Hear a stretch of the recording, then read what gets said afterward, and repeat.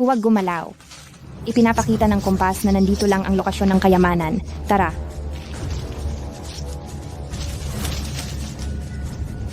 Sa lupang ganito kalayo sa kabihasnan, saan naman kukunin ang kayamanan? Tigilan mo ang pagdadaldal. Hindi nagkakamali ang kompas. Nakakuha tayo ng kayamanang magpapagulo sa mundo. Mga kapatid, yayaman na tayo sa isang gabi. Sige. Tara.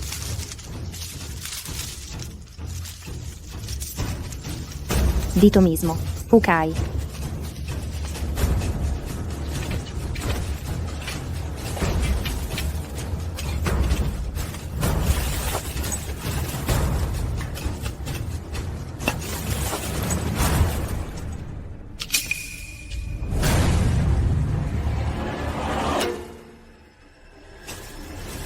Ito ang maalamat na kayamanang magpapagulo sa mundo. Kamay.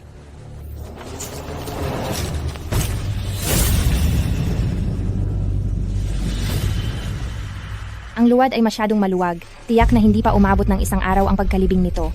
Lumapit ka at tumulong.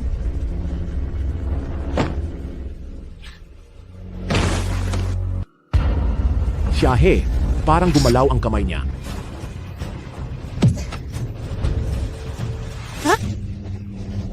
Ang ingay na ito ay ang sinaunang banal na artepakto, ang pangkalikasan card dispenser. Ito ay kayang gawing kayamanan ang lahat ng bagay sa mundo.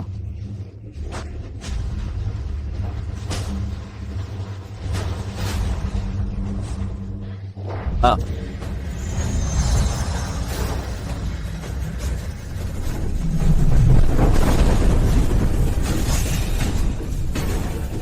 ito ay...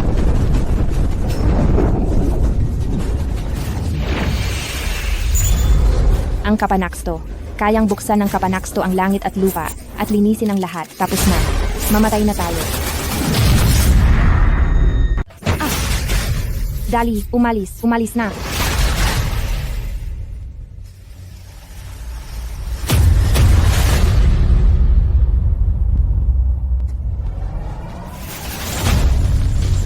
Ang iyong dugo ay nagpagising sa pangkalikasan card dispenser at nagtatag ng isang kasunduan dito.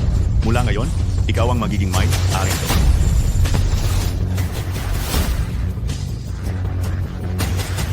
Ngayong mayroon na akong pangkalikasan card dispenser.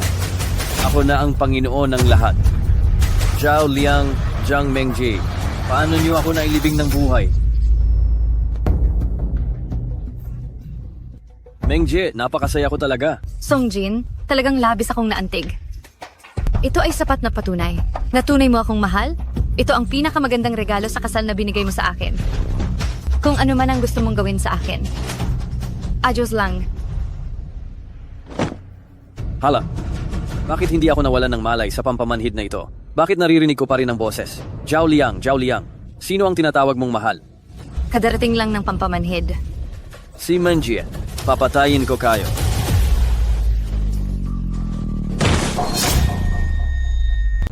Songjin. Ano ang ginagawa mo? Patay na dapat lang sa kanya. Wala naman tayong kinalaman dyan. Maghanap ng bakanting lupa at ilibing na. Hahaha. Aray ko, huwag kang mag-alala, mahal kong kapatid. Si Mengjie, ipagkatiwala mo na lang sa akin ang pag-aalaga. Hahaha. Hindi ko akalain na Songjin na nakaligtas sa isang malaking sakuna at nakuha ko pa ang pangkalikasan card dispenser. Maghihiganti ako. Babalikatin ko ang lahat ng nawala sa akin. Ha? Zhang Mengjie, ikaw na malandi. Ako, Songjin? Anong karapatan mong murahin ako? Kakapirma mo lang ng kasal sa akin tapos nakipagrelasyon ka na sa kanya. Ikaw na walang hiya at malandi. Ginawa mo ba ang tama sa akin? Isang walang, kuwentang produkto na walang kahit isang diamante. Kasing mura mo. Sa iyo na. Ikaw na babaeng mapagpakita. Ngayon, pagsisisihan mo ito.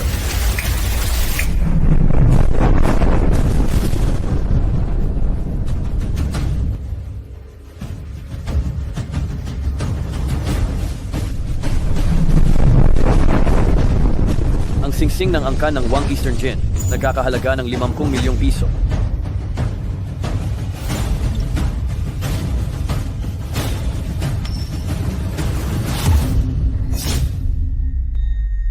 Zhang Mengje, idilat mo ng husto ang iyong makasalanang mata at tingnan mo ng mabuti. Ito ay nagkakahalaga ng 10 milyong singkaw na pangmayaman ni King Kong. Kalokohan.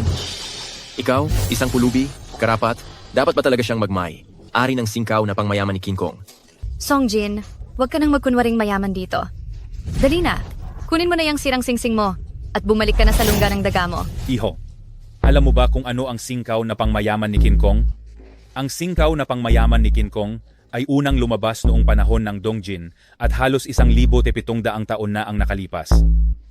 Sa pamamagitan ng kinang ng brilyante nito, makikita mo ang mga kwento ng kasaysayan. Base sa suot mong kasuotan, paano mo makukuha ang kayamanang tulad ng singkaw na pangmayaman ni King Kong? Kayo pala si Boss Lee ng tibuan ng kayamanan. Ikinalulungkot ko, ano po ba ang inyong pakay dito? Dumaan lang ang matanda para kumuha ng panggamot sa rayuma. Narinig ko kasing ipinagyayabang ng batang ito ang tungkol sa singkaw na pangmayaman ni King Kong, kaya hindi ko na natiis at pumasok ako upang magsalita lang. Songjin, sa tingin ko, ikaw ay nalagay sa alanganin ngayon. Umalis ka na. Baka naman paki ang pangkalikasan card, dispenser na ito. Baka guni lang ito. Ito nga pala ang singkaw na pangmayaman ni King Kong. Ano? Tama. Ito talaga ang singkaw na pangmayaman ni King Kong ng angkan ng Langyawang noong Dongjin. Ang ginto at pilak na singsing ay karaniwan sa mga maharlika ng 6 na dinastiya, ngunit tulad ng nakamamanghang singkaw na pangmayaman ni King Kong na ito, nag-iisa lang ito sa mundo. Ganun ba? Tulad ng walang katulad na singsing na ito, marami pa ako niyan. Hindi maaari. Ikaw na pulubi. Paano ka magkakaroon ng ganyang kamahal na kayamanan? Ginoong Lee, nagkamali ka yata? Itong hamak na walang kuwentang lalaki na to, imposibleng totoo ito. Kayong dalawang walang alam, may karapatan ba kayong questionin ang isang matanda? May malaking tinatago ang ginoong ito. Ngayong gabi, alas 7, magkakaroon ng treasure appraisal sa aking bahay, yaman, inaanyayahan ko ang ginoo na dumalo. Ginoong Lee, sa totoo lang, wala akong interes na dumalo sa appraisal meeting pero dahil napakayabang ng dalawang iyan, siguradong tuloy na tuloy ang pagpunta ko. Sige, hindi ka talaga maniniwala hanggat hindi mo nakikita ang katotohanan. Walang kuwentang hangal. Tingnan natin mamaya kung paano ka mapapahiya sa piging. Maligo muna, magbihis ng mas gwapong damit, at dumalo sa appraisal meeting. Ngayong gabi, tiyak na pagbabayarin ko ang dalawang iyan.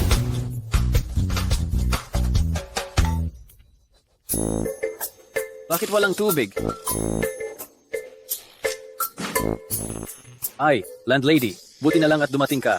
Bakit na naman huminto ang daloy ng tubig ngayon? Ang bahay ko ito. Gusto ko titigil. Ay naku, Ang hirap mo tingnan. alam mo ba na matagal nang nagloloko si Zhang Mengje? Alam ko. Tapos, ikaw na mahirap at walang kuwentang uto. Hindi mo ba tinitingnan ang sarili mo sa salamin? Mukha kang asong walang silbi. Karapat, dapat ka ba talagang maging isang lalaki? Kung hindi ako karapat, dapat maging lalaki. Mas hindi ka karapat, dapat maging babae. Isa kang matandang babaeng loka-loka. Kahit na matanda na ako, hindi pa rin kita gusto. Wala ka namang silbi. Hindi mo ako gusto, pero mamaya, paluluhurin kita sa akin.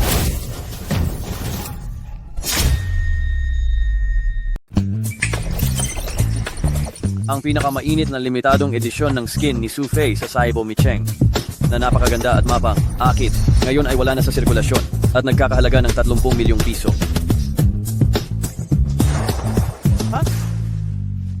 Ha? Ito. Ako ba ito? Naging maganda ako? Ito ay isa lamang skin trial card na ibinigay ko sa iyo. Kapag ginulo mo pa ang loob ko, ibabalik kita agad sa pagiging matanda at pangit na landlady. Tanggina bula ka ba?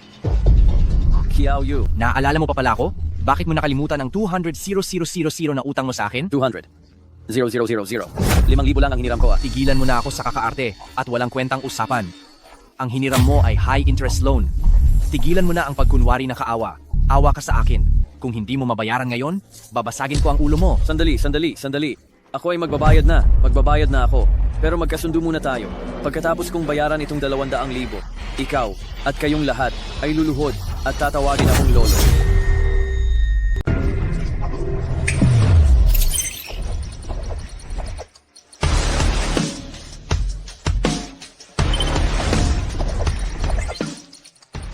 Ang gintong bareta ng Mecca ay ginawa mula sa pinakamalaking likas na gintong brick sa buong mundo. 100% purong ginto. 3 milyong piso ang halaga.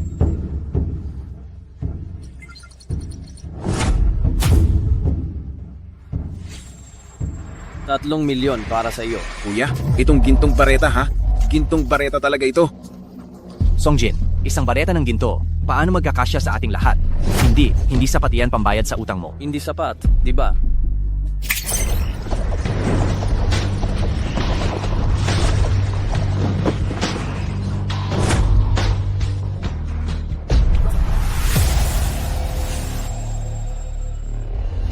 Sapat na ba? Oh, aking amo? Ginto nga talaga. Tumama ang ginto sa mukha ko. Salamat, amo. Salamat, amo. Sa akin mo itapon. Sa akin mo itapon. Sa akin mo itapon. Sige, kung sino man ang matamaan ko ngayon, siya ang makakakuha. Ginoong Song, sampalin mo ako. Pwede rin akong maging apo mo. Ginoong Song, sampalin mo ako. Ayan, tama na. Ngayon, wala akong oras para makipaglaro sa inyo. Kung gusto ninyo pang mag-practice sa ibang araw, magpatuloy tayo. Ha? Sa akin! Sa akin! Sa akin! Ah!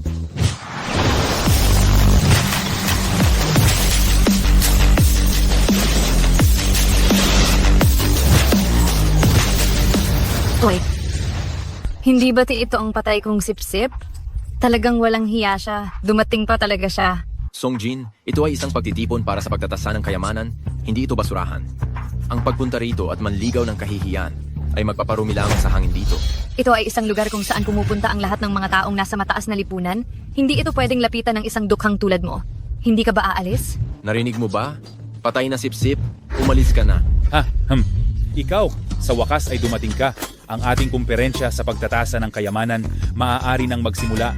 Bilisan mo at ilabas ang iyong singkaw na pangmayaman ni King Kong. Dapat ito ang pinaka maningning na kayamanan sa auction na ito. Ang singkaw na pangmayaman ni King Kong, hindi ko dinala. Ngunit, sa pagkakataong ito, nagdala ako ng isang bagay na mas mahalaga, isang kayamanan na walang katulad.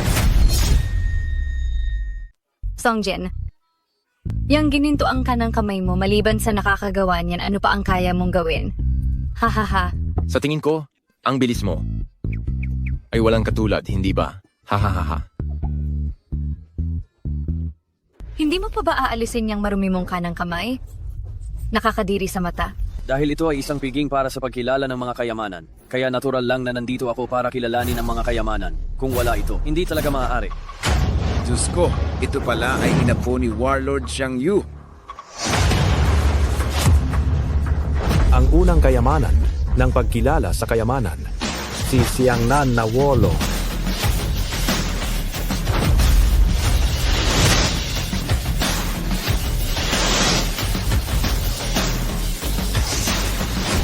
Tama. Ang batang bayani na ito ay natagpuan ko nang hindi sinasadya 20 taon na ang nakakaraan. Isang inapo na nagtataglay ng isang 10,000 bahagi ng dugo ni Warlord Xiang Yu. Sa buong buhay ni Xiang Yu, wala siyang sariling direktang supling. Ang ganitong karangalang dugo, kahit na mahina ang koneksyon ng dugo, napakatalino pa rin siya. Kung hindi ako nagkakamali, ang bayad sa paglabas nitong batang kapatid, siguradong napakalaking halaga. Hindi bababa sa 9 na digit. Warlord Xiang Yu, ngayon ko nakita, mamamatay na ako nang walang kahit anumang panghihinayang.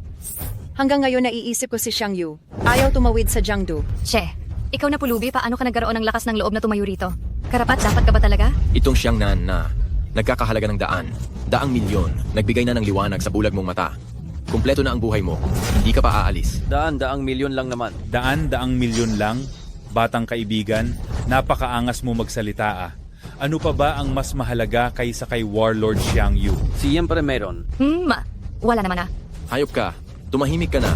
Hindi ito lugar para magyabang, umalis ka na. Sino ang nagsabing nagyayabang ako? Ano si Xiangnan? Ay,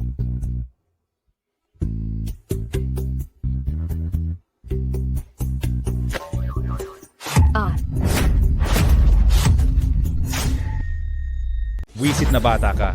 Anong ginagawa mo? Paano ka naglakas, loob na hipuan ang puwit ni Xiangnan? Ikaw na parang asong ligaw.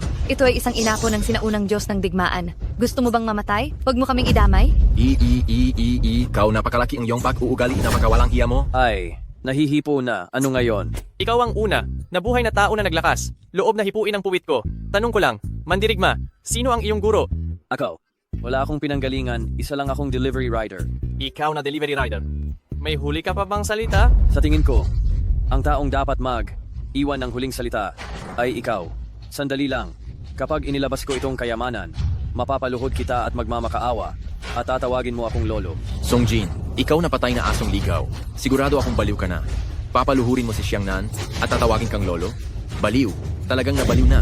Ikaw na baliw na aso. Nakakahiya ka talaga. Hindi ka pa ba luluhod sa Diyos ng digmaan para humingi ng tawad? Sino ang luluhod? Mamaya na lang, malalaman mo.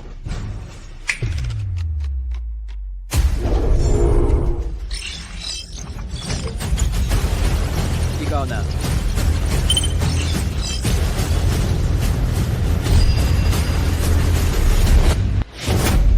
Anong malas na bagay yan? Ito ay isang piging para sa pagtatasa ng mga kayamanan. Hindi ito tambakan ng basura. Sa tingin ko, siya ay talagang isang baliw. Sumama kayo sa akin at palayasin natin siya.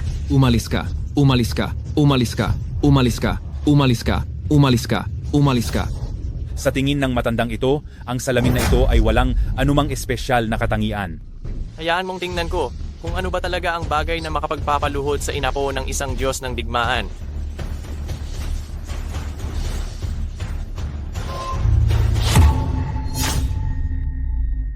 Songjin, bilisan mo at tulungan mo kaming turuan itong inutil na walang alam. Oo nga, ikaw ang inapo ni Xiangyu. Para sa iyo, kasing dali lang niyang durugin parang langgam.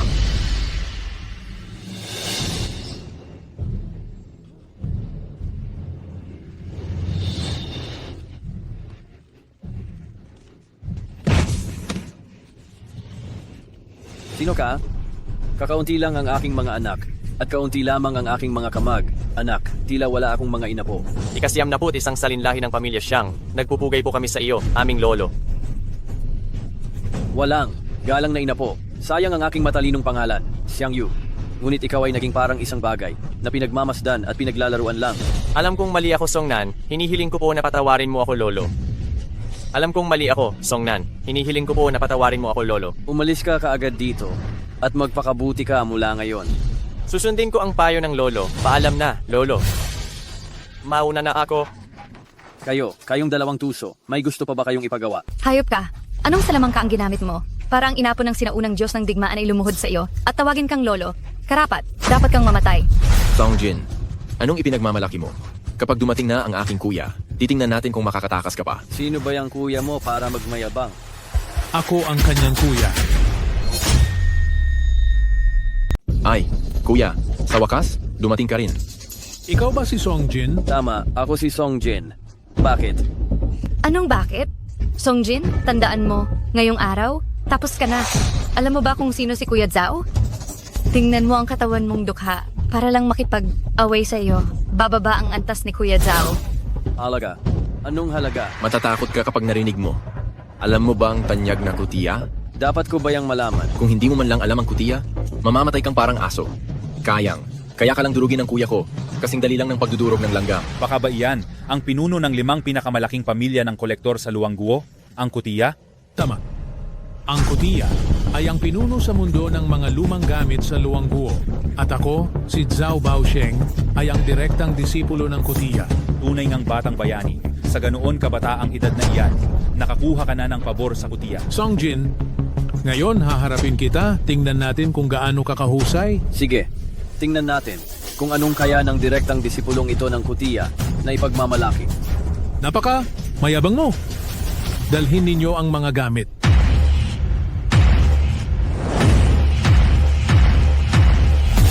Wala nang paligoy. Ligoy pa. Hindi na kailangan yan. Anumang kakayahan mayroon ka, ilabas mo na. Tingnan ko kung sino ka talaga.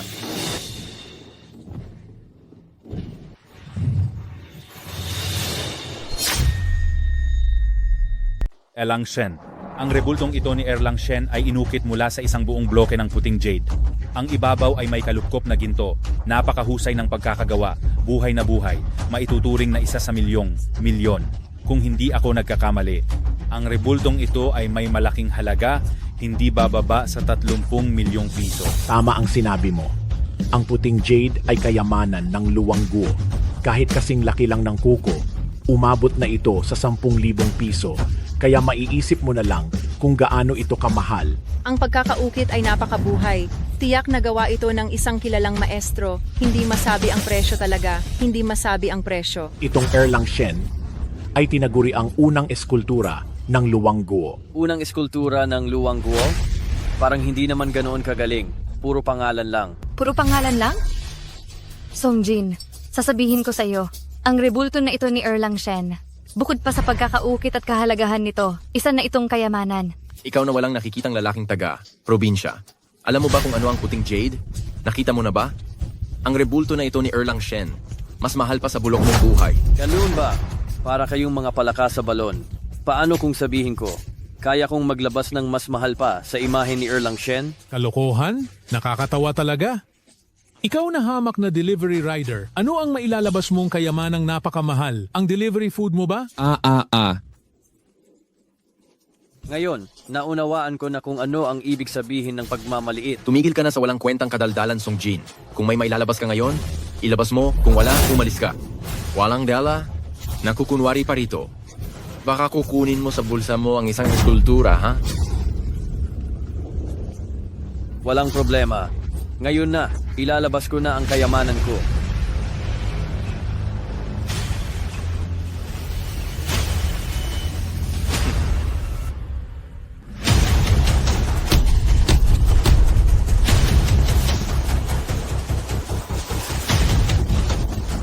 Anong gagawin mo?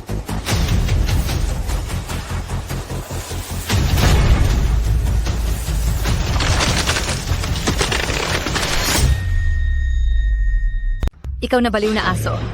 Ikaw, sinira mo ang imahe ni Erlang Shen. Ito ay isang kayamanan na may halagang 30 milyong piso. Kulang ang 10 buhay mo para bayaran ito. Paano mo sinirang ang mahal kong kayamanan? Songjin, huwag mong asahan na makakalabas kang buhay sa bulwagan ng tiging na ito. Aray, bakit kayo nagmamadali? Hintayin ninyong maglabas ako ng isang kayamanan na mas mataas pa ang halaga kaysa rito at babayaran ko kayo, hindi ba?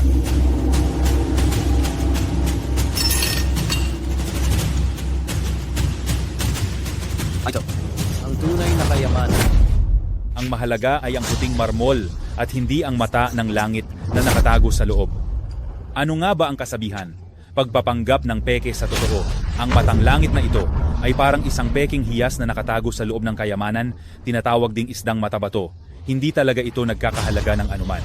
Nasa bingit na ng kamatayan, pero naglalakas. Loob pa ring lukohin kami ng sirang bato. Tigilan mo na ang walang kwentang mga usapan. Ngayon, kukunin ko na ang mahalay mong buhay bilang kabayaran.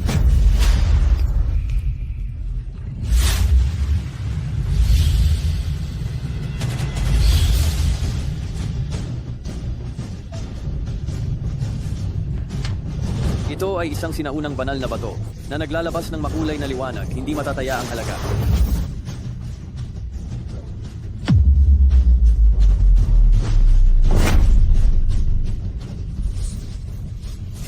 Songjin, inaakala mo bang mga tanga kaming lahat, ha? Iyang maliit na sirang bato na hawak mo, magkakahalaga ba iyan ng 30 milyong piso? Che, 3 piso siguro. Oh, paumanhin. Nagkamali ako kanina. Ngayon, tingnan ninyo. Tingnan ninyo ulit ng mabuti.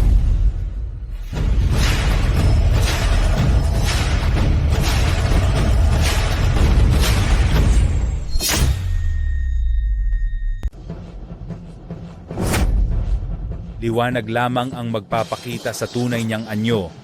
Ito ba ang maalamat na bato ng Nyuwa? Bato ng Nyuwa? Ano ang bato ng Nyuwa? Normal lang na hindi ninyo ito alam. Ang bato ng Nyuwa ay hindi isang gawang, taong sining o antigo. Ito ay isang natatanging pambihirang bato sa mundo. Natatangi? Ang bato ng Nyuwa ay isang pambihirang bato na ginamit ni Nyuwa nang inaayos niya ang langit na hindi lubos na hiyas o bato. Mayroon siyang isang hindi nagamit para ayusin ang langit at lumaganap ito hanggang ngayon. Kaya ito ay ang tanging isa sa mundong ito, natatangi, isang tunay at orihinal na langit na hiyas. Ito, imposible. Paano magdadala ang isang hamak na taga, deliver ng ganitong kayamanan na hindi mabibili ng pera?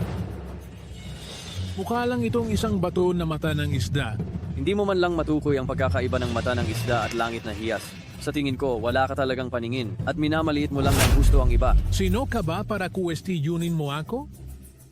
Malinaw kong sasabihin sa iyo, sa lugar na ito, kung ano ang sinabi kong ito, iyon dapat ito. Kahit na tunay pa itong langit na hiyas, kung sasabihin kong tae ito, langit na hiyas pa, baboy, papatayin kita ngayon mismo. Hindi ko talaga inasahan na ang sikat na direktang disipulo ng Kutiya ay isang bulakbol na nambubuli. Kung ganoon, ang kutiya na ito, may mukha pa ba sila para umupo sa pinakamataas na upuan sa koleksyon ng sining? Ano ang ginagawa ninyo?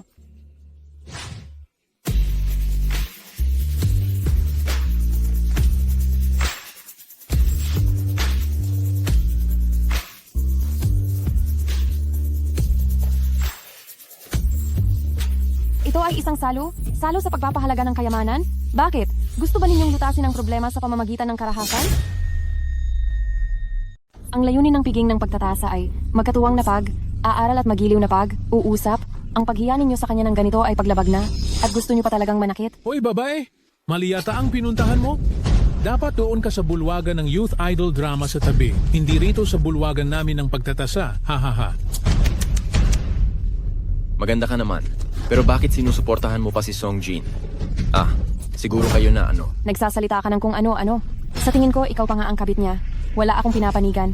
Ang pinananatili ko ay ang kaayusan ng pagtitipong ito. Bukod pa rito, mukhang ang ginoong Song na ito ay isang henyo sa koleksyon. Pero inaapi niyo lang siya ng ganito. Binibini. Salamat sa kabaitan mo, pero hindi ko kailangan na ipagtanggol mo ako. Huwag mo nang bigyan ng gulo ang sarili mo. Walang hiyang babae? Alam mo, Songjin, matagal na pala kayong magkarelasyon nitong walang hiyang babae. Tapos ako pa ang sinisisi mong nangaliwa. Hay nako, talaga namang walang pinagkaiba ang mga ibon sa iisang pugad. Tingnan mo nga ang hitsura nitong babaeng yan, Kitang. Kita na siya yung nang aakit na babaeng demonyo. Wala kang ginawa kundi manggulo. Munting ganda. Maganda ka sana, bakit ka sumama sa isang hamak na tagadala ng pagkain? Parang pagtulos lang ng magandang bulaklak sa dumi ng baka. Mas maganda kung sumama ka na lang sa akin, iwanan mo na ang kadiliman, at lumapit ka sa liwanag. Sisiguraduhin kong hindi ka magsisisi. Ha. Ikaw, manyak. Ang pagdating ko sa piging na ito ay nangangahulugang hindi ako isang walang silbing palamuti, may kakayahan ako. Ito ay piging ng pagtatasa. Natural lang na kung sino ang may mas magandang kayamanan ay mas mataas ang tingin kung ayaw mong maliitin ka. Ipakita mo ang kakayahan mo. Zigat, may kasama. Dalhin ang koleksyon ko dito.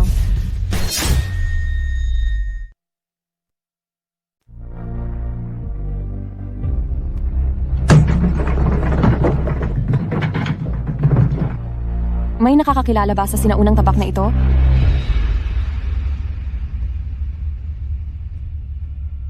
Mukhang ang tabak na ito ay mula pa sa napakasinaunang panahon simple ang yari.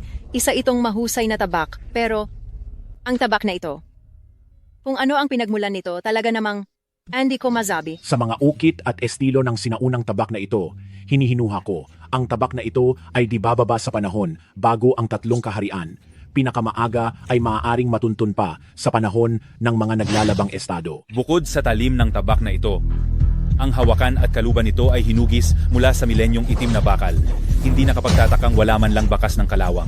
Sa paligsahang ito ng pagpapahalaga sa kayamanan, talagang naliwanagan ako. Sa napakaraming taon, ito ang unang beses ko na sa loob ng isang araw nakakita ako ng ganito karaming pambihirang kagamitan. Binibining ito, napakausay mo talaga. Ay nako, matanda. Pwede ba huwag ka nang magpatumpik? Tumpik diyan? Ano ba talaga ang bagay na ito na ikinagugulat ninyong lahat? Ay, Toy. Ito ang tabak ni Haring Qin. Paghabol sa usa ang pangalan nito. Tama ang sinasabi mo. Ang tabak na ito. Ang tabak na ito ay ang tabak na kasama ng matandang Haring Qin sa kanyang walang talong paglulupig sa buong lupain. Ipinasa ng matandang Haring Qin sa batang Haring Qin ang tabak na ito na siya ring naging unang emperador. Ito ang kasamang tabak ng unang emperador, isang tunay na kayamanang maharlika. Tunay ngang ganoon. Tama.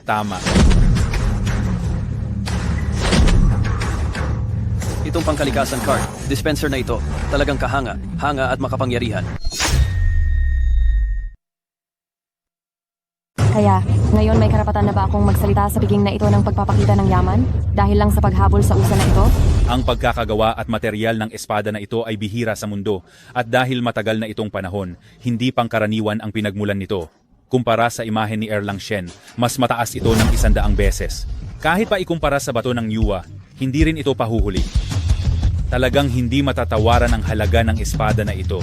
Ang paunang pagtatantiya ko, 300 milyon. Paano nangyari iyon? Ikaw na isang babae lamang. Bakit ka may ganyang kayamanan? Ang paghabol sa usa na ito ay malinaw na nasa aking mga kamay. Sino ka ba talaga? Hindi mahalaga kung sino ako. Ang mahalaga ay nanalo ako. Ngayon, maaari ka na bang kumalma at makinig sa akin? Uulitin ko. Ang layunin ng piging na ito ng pagpapakita ng yaman ay ang matuto mula sa isa't isa at magpalitan ng ideya ng mapayapa. Nakikita ko na maganda ka, marunong at bihasa sa maraming bagay, at napakalaki rin ng iyong kayamanan. Ngunit sa lahat ng pagkakataon, pinagtatanggol mo itong walang kuwenta. Sila, kayo ng walang kuwentang ito ay may relasyon na hindi dapat Sabi ko na, sa piging na ito ng pagpapakita ng yaman, hindi pinapayagan ng awayan. Songjin, ikaw na walang kwenta.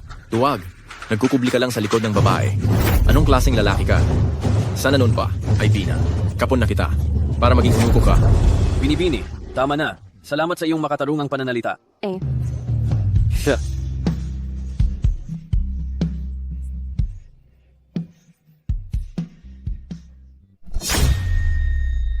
Kayong tatlo ay paulit. Ulit na pinupuntirya ako. Iniinsulto ako. Kung may personal tayong galit sa isa't isa.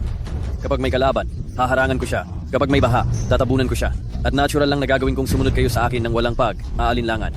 Pero, ang awang pagbigay ninyo ng maling paratang sa isang babae at pagwasak sa kanyang reputasyon. Grabe, napakawalang hiya ninyo. Hindi ko kayo hahayaang makalusot. Songjin, ano bang nangyayari sa'yo? Mula nang gumapang ka palabas ng hukay, para ka nang nababaliw? Ngayon ay nagpapalabas ka pa ng mga walang katuturang salita. Gusto mo kaming mapaniwala at mapasunod. Hay, nakakatawa talaga. Che. Songjin, nakalimutan mo na ba nung una kung paano ka naging taga-sunod ko? Ni hindi ka man ng karapat, dapat nadilaan ang mga daliri ng paa ko. Ni hindi ka man ng karapat, dapat. Bakit ngayon natuto ka ng magpakitang gilas? Nagpapaka, bayani upang iligtas ang dilag, ha? Bago ka maging bayani upang iligtas ang dilag, tingnan mo muna kung karapat dapat ka ba. Ay, hayaan niyo akong magbigay ng makatarungang salita.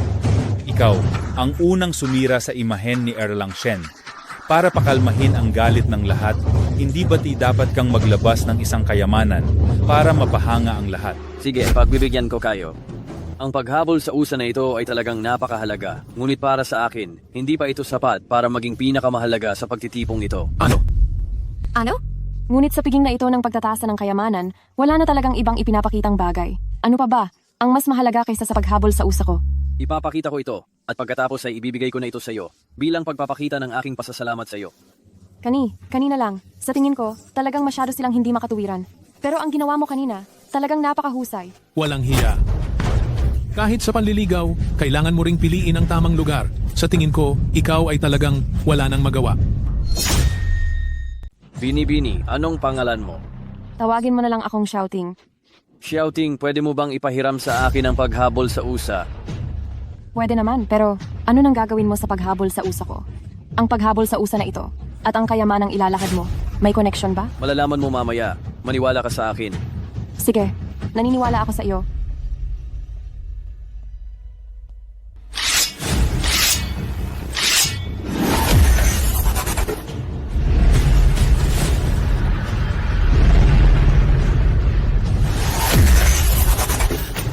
Ikaw.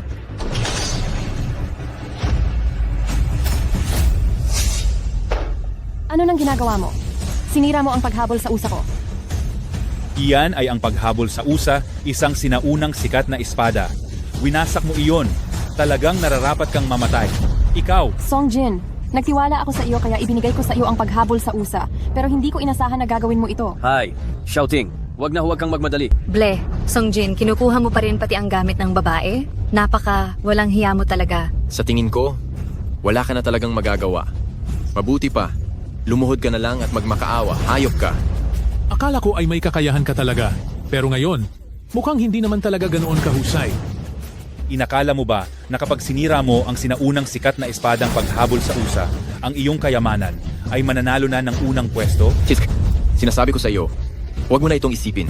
Kitang-kita ng madla ang katotohanan. Tungkol sa bagay na ito, kailangan mo akong bigyan ng paliwanag. Tama, kailangan magpaliwanag. Hindi ba mga kasama? Magpaliwanag, magpaliwanag, magpaliwanag, magpaliwanag, magpaliwanag, magpaliwanag, magpaliwanag, magpaliwanag, magpaliwanag. Shouting. Sinabi ko na, magdadala ako ng mas magandang espada bilang regalo natin sa pagkikita. Bagaman maganda ang paghabol sa usa, ngunit simpleng sinaunang artepakto na tulad nito ay hindi bagay sa iyo. Songjin, huwag mo nang masyadong pilitin ang sarili mo. Ang bagay na mas mahalaga pa sa paghabol sa usa ay hindi madaling makuha at maibigay. Hayaan mo na ang tabak ng paghabol sa usa. Itatrato ko na lang iyan bilang kabayaran sa aking pagkakamali sa pagkilala sa iyo. Shouting, manalig ka sa akin. Ang ipinangako ni Songjin ay siguradong gagawin. Songjin, Katulad ka pa rin ng dati? Napakayabang mo. Ang tabak na ito ay putol na sa dalawa. Imposibleng maibalik mo pa iyan sa dati. Aray, may ilang tao na gustong manligaw, ngunit hindi man lang sinusukat ang sariling kakayahan. Ngayon, ayos na. Nakakahiya talaga. Ha ha ha ha. Songjin, pinapayuhan kitang huwag kang magmayabang. Ang pangyayaring ito ngayon ay hindi basta palalagpasin. Kailangan kang lumuhod sa harap ng lahat at magbigay, hugay at humingi ng tawad. Ang paghingi ng tawad ay pwede, ngunit ang pagluhod ay huwag na lang. Pangkalikasan card dispenser ay, upgrade mo ito sa pinakamahalagang kayamanan.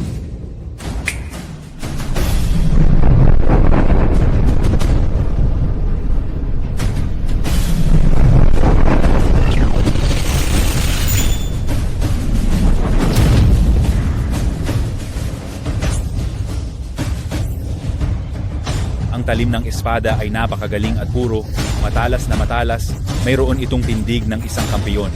Ito ang tabak ng Kitian. Bagaman maganda ang tabak na ito, ngunit kumpara sa paghabol sa usa, mas mababa lang ang antas nito. Ito na ba ang huli mong baraha? Talagang hindi mo alam ang iyong limitasyon. Isang simpleng tabak ng Kitian? Ikaw na patay na aso. Wala kang magagawa.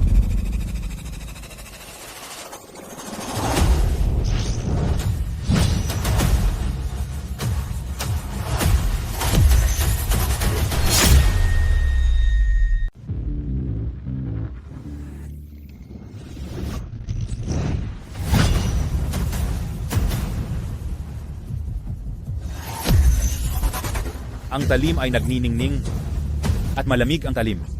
Ito ang tabak na pamatay dragon. Pero ang tabak na pamatay dragon at tabak ng Kitian ay masasabing ordinaryong antik lang, hindi masasabing bihira o kakaiba. Sa kabilang banda, ang paghabol sa usa naman, iyon ay isang bagay na talagang iisa sa isang libantan. Dalawang tabak? Anong meron? Yung isang yon kanina ay ang paghabol sa usa. Itong dalawang tabak na pinagsama ay hindi pa rin karapat. Dapat. Songjin, yan lang ba talaga ang kayang ipakita ng palabas mo? Hahaha. Ang resulta na ito ay sapat na patunay na ikaw ay isang hangal. Hoy, sige, sabihin mo nga, paano mo ngayon babayaran ang pagkawala ng tabak ng paghabol sa usa? Kahit na lumuhod at magbigay, galang pa siya ngayon. Wala nang silbi iyon. Talagang napunta sa wala na ang lahat ng pinaghirapan niya. Ang maikli mong pananaw. Wala ka na talagang silbi. Songjin, iyan ba ang sinasabi mong kampiyon sa pagtitipo ng mga kayamanan? Ha, talagang nakakatawa. Hays, ngayon, kahit hubarin mo pa ang damit mo, hindi mo mababayaran ang pinsala rito. Sa tingin ko, mas mabuti kung ganito na lang ang gagawin. Lumuhod ka sa harapan ko at umungol ka ng parang aso ng 2 beses at patatawarin kita. Ano sa tingin mo? Ha. Hindi pa tapos ang usapin. Bakit kayo nagmamadali? Songjin, iyong dalawang tabak mo ay hindi man lang makapantay sa tabak ng babae, may sasabihin ka pa ba?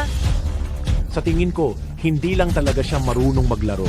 Sinira pa niya ang kayamanan ng iba. Sige na, ayoko nang habulin pa ang usapin tungkol sa paghabol sa usa. Songjin, hindi mo na kailangang magpakatatag pa. Hindi na magrereklamo ang babaeng iyan, pero hindi ko yan palalagpasin. Ngayon, kailangan mong tumahol na parang aso sa akin. Hindi ba? Tumahol na parang aso ngayon. Tumahol na parang aso. Bilis. Sige, tumahol na parang aso. Tumahol na parang aso na. Tumahol na parang aso ka. Pangkalikasan card dispenser. Ngayong lock na ang paghabol sa usa. Natural na upgrade ito sa mas mahalagang kayamanan kaysa sa paghabol sa usa. Pero ang dalawang espadang lumabas ay simpleng gamit lang. Baka may problema sa pangkalikasan card dispenser. Paano lumabas ang card na ito na may ordinaryong halaga? Songjin, dahil nangyari na ito, hindi ko na ito susunduin. Huwag mo na masyadong bigyan ng pressure ang sarili mo. Iisip siya kung anong palusot ang gagamitin niya para bawiin ang kaniyang dangal. Iniisip mo na mananalo ka sa dami? Kahiya-hiya kang nilalang. Songjin, iniisip mo ba na sa paglabas ng 2 espada, magagawa mo na pagsamahin ang 2 espada? At wala nang makakatalo sa iyo. Masyado ka nang nanonood ng short drama, no? Ikaw, ang asong. Gala ay mananatiling asong. Gala pa rin. Sige na, kung mahirap at wala ang kwenta ka, pero ikaw ay masyado namang mapagpanggap. Tingnan nga natin kung paano ka pa makakapagpalusot. Kahit anong sabihin mo, ang 2 walang kwentang bagay na ito ay hindi magiging ginto. Aray. Ngayon kung hindi ko ikaw mapapanood na gumagapang palabas ng bulwagang ito, ang aking pangalang Zhao ay babaliktarin ko na. Bakit ba ang 2 espadang ito ay nasa loob ng isang card? Baka may misteryo ang 2 espadang ito? Ganon pala. Naintindihan ko na.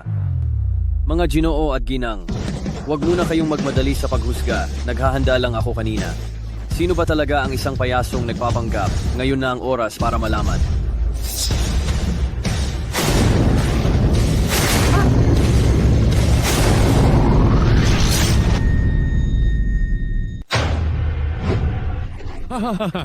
Akala ko kung ano ng kapangyarihan ang pinakita mo. Nakakatuwa ka talaga. Dito lang ba nagtapos ang pag-iisip mo? Isang luma at punit-punit na libro? Magkano lang ba ang halaga niyan? Ano? Tingin mo ba mahalaga ang sirang aklat na ito? Ibig sabihin mas mahal pa ito kaysa sa paghabol sa USA? Ay naku, tingnan mo kung gaano nakarupok ang libro na ito. Nahihiya akong gamitin iyan bilang pampunas. Gamitin mo na lang iyan. Tila kayo ay masyadong maaga yatang nagdiriwang, hindi ba? Sigurado ba kayong hindi nyo titingnan kung ano talaga ito? Ano pa ba yan? Ang pampunas mo. Hala, ipapakita mo sa amin kung paano tumae kahit saan. Ha ha ha ha ha ha. Ang mahusay na talaan ng Yongle. Ito ay personal na pinangasiwaan ni Ming Cheng Zuzudi. Edit ni Xie Jin, ang pinakadakilang pantas ng dinastiyang Ming.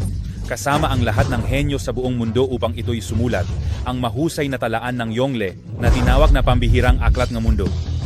Ngunit ang mahusay na talaan ng Yongle noong dinastiyang Ming at Qing, hindi na ito nakita pa. Ito ay isang natitirang kopya. Hindi ito isa sa mga natitirang kopya. Ang hawak ko ay ang tunay at kumpletong mahusay na talaan ng Yongle. Ito talaga ang orihinal na edisyon ng mahusay na talaan ng Yongle. Isa na iyan sa pambansang kayamanan ng Luwang Guo. Oo nga, ang mahusay na talaan ng Yongle na ito ang nararapat na maging nangungunang koleksyon ng piging na ito. Shouting, salamat sa iyo. Ito ang ipinangako ko sa iyo. Ibibigay mo ito sa akin? Siyempre naman. Ito, hindi ko ito maaaring tanggapin. Ang mahusay na talaan ng Yongle ay napakabihira. Mas mahalaga kaysa sa aking paghabol sa USA. Hindi ko talaga ito kukunin. Ay, tanggapin mo na. Ito ay para talaga sa iyo. Ito. Dapat akong humingi ng tawad sa iyo. Ako ang hindi nagtiwala sa iyo at nagduda pa sa iyo. Patawat, Kuya Song. Adios lang. Lila Oban, napakamahalaga ng mahusay na talaan ng Yongle na ito. Maaari mo bang itago muna ito para sa akin? Ay ito, hindi yata maganda ito. Isang hamak na tagapaghatid ng pagkain. Paano siya makakakuha ng napakaraming kayamanan? Talagang hindi ako naniniwala. Ito ay tiyak na pandaraya lamang. Ang lahat ng ito ay huwad. Tama. Kahapon isa ka palang mabahong taga, deliver ng pagkain. Ngayon ay biglang nagbago. Naging dambuhalang antikero. Imposibleng mangyari ito. Ikaw, binayaran ka ba niya para magkunwari para sa kanya dito? Para lang mapahiya kaming lahat at siya ang magpabida? Matanda, gaano karaming pera ang ibinigay sa iyo ni Song Jin para umupas sa iyo? Kami naman, dodoblehin namin iyan. Kaya ngayon, sa harap ng lahat ng tao, pupunitin ko ang pagkukunwari niyang maskara. Mga Ginoo, huwag kayong mag-alala. 20 taon na akong nagbebenta ng mga antik. Paano ko magagawang gumawa ng maling patotoo para sa batang lalaking ito? Hindi bati sinisira ko ang aking reputasyon. Bukod pa rito, kahit kaya niya akong bayaran, kaya ba niyang bayaran si Xiang Nan? Iyan ang apo ni Xiang Yua. Sinasumpa ko, ang bawat salita ko ay totoo. Ang mga sinasabi ninyo ay mali at sinasabi pang patas na kompetisyon, dapat tanggapin ang pagkatalo. Sa tingin ko kayo ay sadyang nagtatarget kay Kuya Song. Kitang-kita ang masasamang intensyon ninyo. Ang isang walang kasalanan ay laging malinis. Hindi na kailangang pansinin ang mga bagay na iyan. Shouting, umalis na tayo. Gusto mo ba talagang umalis? Hindi maaari. Ano pa ang kailangan ninyo? Kung ang hanap ninyo ay gulo lang, hindi ko na kayo sasamahan. Tutal, abala ako sa mas mahahalagang bagay. Wala akong oras makipaglaro pa sa inyo. Nakita mo ba? Nakita ko, bakit? Bakit? Alam mo ba kung anong lugar ito? Kitsiang Ruyi Ronghua Bulwagan ng Fuguwei. Ito ay ang tanyag na palasyo ng Liuli. Ang palasyo ng Liuli na ito ay isang lumang monumento na may edad na ang halaga ay hindi matantiya. Gulo ang ginawa mo rito tapos aalis ka na lang? Hindi. Ano bang gusto ninyo? Gusto kong bayaran mo, Song Jin, ang ginawa mong wasak sa palasyo ng Liuli. Ang lugar na ito ay develop namin, ang pamilya Zhao, sa paggawa mo ng gulo, nawalan ako ng hindi bababa sa 100 milyon. At itong pader, kung nasira, sira na, hindi na ito maaayos. Kung hindi mo kayang bayaran, iwanan mo rito ang buhay mo at ang iyong mga kayamanan. Song Jin, nagkagulo ka sa palasyo ng Liuli tapos aalis ka na lang? Iniisip mo ba na wala kami? Kuya, Sa tingin ko, dapat putulin na natin ang kaniyang paa ng aso. Tingnan natin kung paano pa siya magyayabang pagkatapos noon. Gusto kong pumasok siya ng patayo at lumabas ng nakahandusay. Sobrang mapang, apinin ninyo. Kahit anong sabihin ninyo ay kaya ninyong baliktarin ang katotohanan. Ang palasyo ng Liuli na ito ay may bakas ng pagkaka-renovate. Hindi ito isang sinaunang monumento. Nagsisinungaling kayo. Kung gusto mong manisi, madaling makahanap ng dahilan. Huwag nang mag-aksaya ng salita. Ngayon, ikaw at ang mga kayamanan mo, huwag na kayong umasang makakalabas sa pintong ito. Songjin, nakita ng lahat na dito ka nagwala at nang basag. Huwag mong sabihin nagkakamali kami sa iyo, ang daming matang nakatingin. Huwag mo na yung tanggihan. Kapag may nasira, dapat bayaran. Natural lang yun, di ba? Tama ba ako, mga kasama? Oo nga, kahit na maglabas ka pa ng mas maraming kayamanan ngayon, nakita na ng lahat ikaw ang nambasag sa palasyo ng Liuli. Ma'am, oo nga. Nakita namin lahat, ikaw ang nambasag sa palasyo ng Liuli. Kaya dapat kang magbayad. Malit na dilag, nakita mo na ba? Sumasama ka sa kaniya, malapit o malayo, mapapahamak ka sa kaniya. Isasatabi mo pa ba itong walang kwenta? Ang kakapal nyo naman talaga. Paulit? Ulit nyo siyang sinisiraan? Gusto ninyong patayin si Kuya Song? Itinuturing nyo siyang madaling apihin? At gusto siyang tapakan ng lahat? Pero hindi nyo inaasahan, napakahusay pala talaga ni Kuya Song. Kaya hindi nagtagumpay ang masama ninyong plano. Nagagalit kayong lahat dahil sa inyong kahihiyan. Gusto ninyong magbayad si Kuya Song. Talaga namang wala kayong kahihiyan? May daan sa langit na hindi mo tinahak walang pinto sa napakamadilim na impyerno. Pero ipinipilit mong pumasok. Binigyan na kita ng pagkakataon, pero hindi mo alam pahalagahan. At ipinipilit mo pang ipagtanggol itong walang kuwenta. Huwag mo akong sisihin kung hindi ako magiging maawain. Mga tao, dakpin ninyo itong dalawang hamak at baliin ang kanilang mga binsi. Xiaoting, huwag kang mag-alala. Xiaoting. Bakit? Sasaktan niyo ba ako? Kayo ay nang aapi ng mahina. Ay, oo nang. Aapi kami ng mahina. At ikaw na iyakin ng aawayin namin, haha. Anong gayon? Baka naman may tatawagin din kayong tao. Ang basurahan ay basurahan. Tingnan natin kung makakagawa kang ingay. Bitawan mo. Sinabi kong bitawan mo. Kuya, sinuntok niya ako. Talagang binibigyan na kayo ng mukha? Ayaw nyo pa? Dahil gusto mong tanga na makipagsabayan sa akin? Sasabayan kita hanggang sa dulo. Songjin, nabaog ka. Anong oras na ba ito? Gusto mo pa ring magpakabayani para sa dalaga? Tama. Dapat manatili ka na lang sa pagiging tanga mo. Magtago ka na lang sa likod ng babae. Tama kayo sa sinabi niyo. Pakiramdam ko rin. Hindi ito ang tamang paraan para ayusin. Ikaw na pagong? Natatakot ka na ba at nanlalambot ang binti mo? Huwag ka sanang maihi sa pantalon mo. Songjin, sa pagkakataong ito, ikaw lang. Sige, dahil ayaw mong maging iyakin, pagbibigyan kita.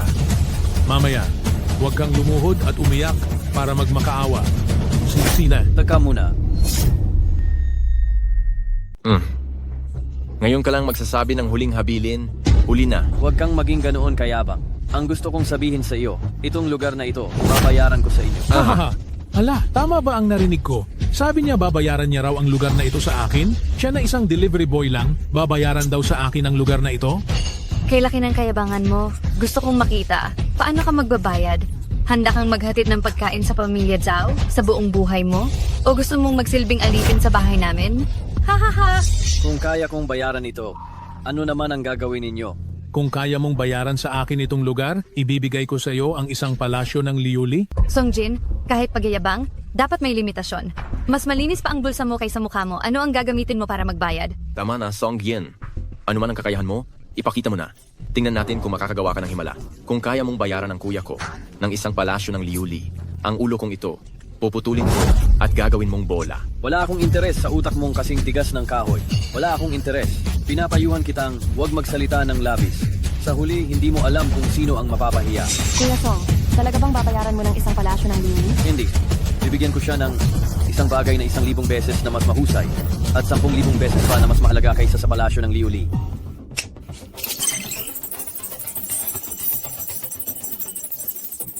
Gamit ito, hahayaan ko kayong mamangha.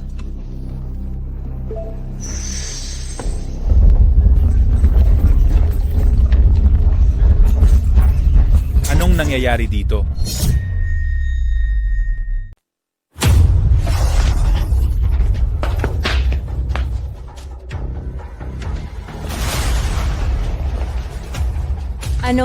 Ano bang lugar ito? Paano tayo napunta rito?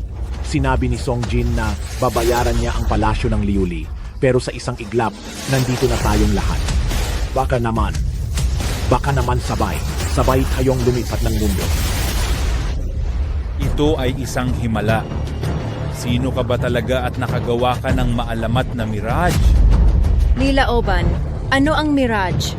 Ang mirage na ito ay nangangahulugang isang huwad na palasyo. Matapos itong itayo, nawala ito at walang nakakaalam kung nasaan ito sa mundo. Kalaunan, ito ay naging palasyo ng panaginip at tumutukoy rin sa isang lugar na hindi kailanman mararating.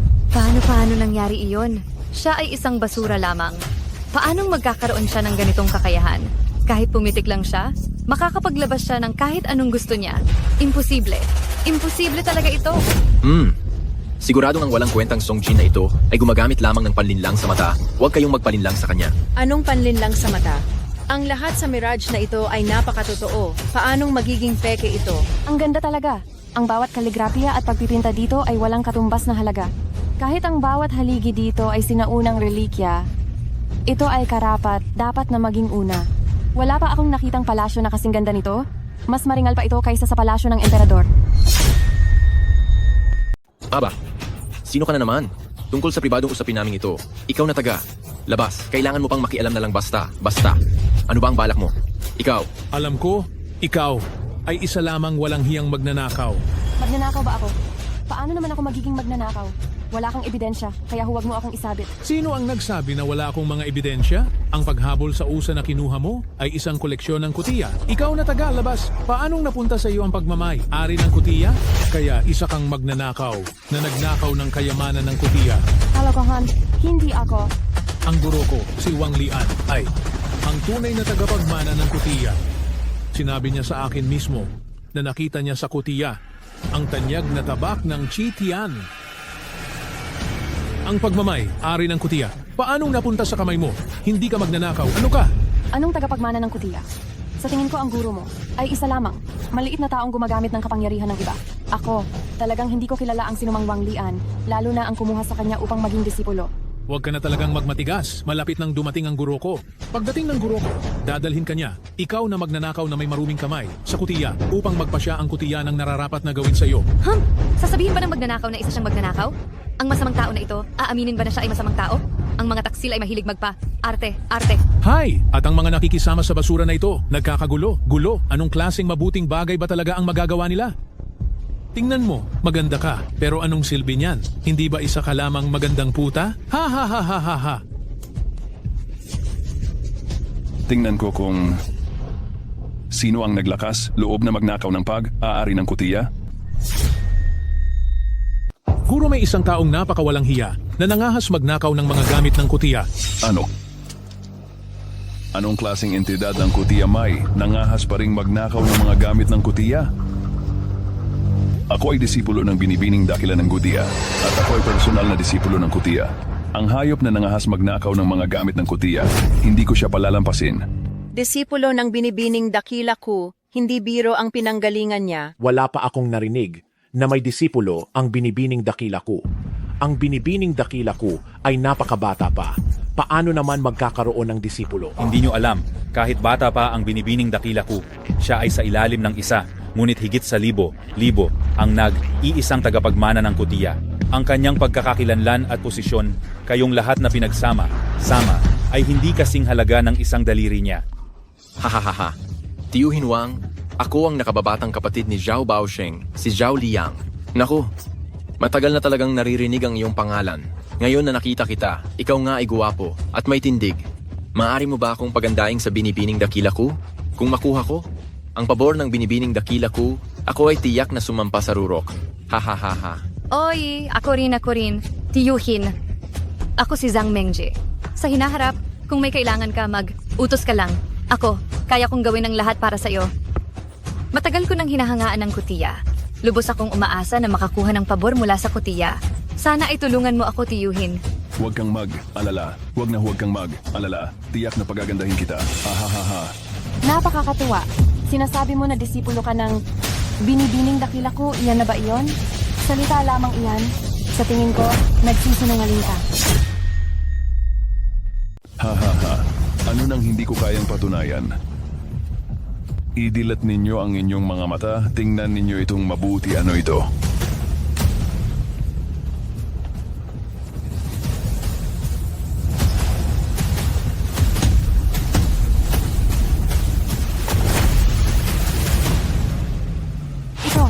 Ito ang shell ng sinaunang banal na pagong. Ang kayamanang ito, bakit nasa iyo?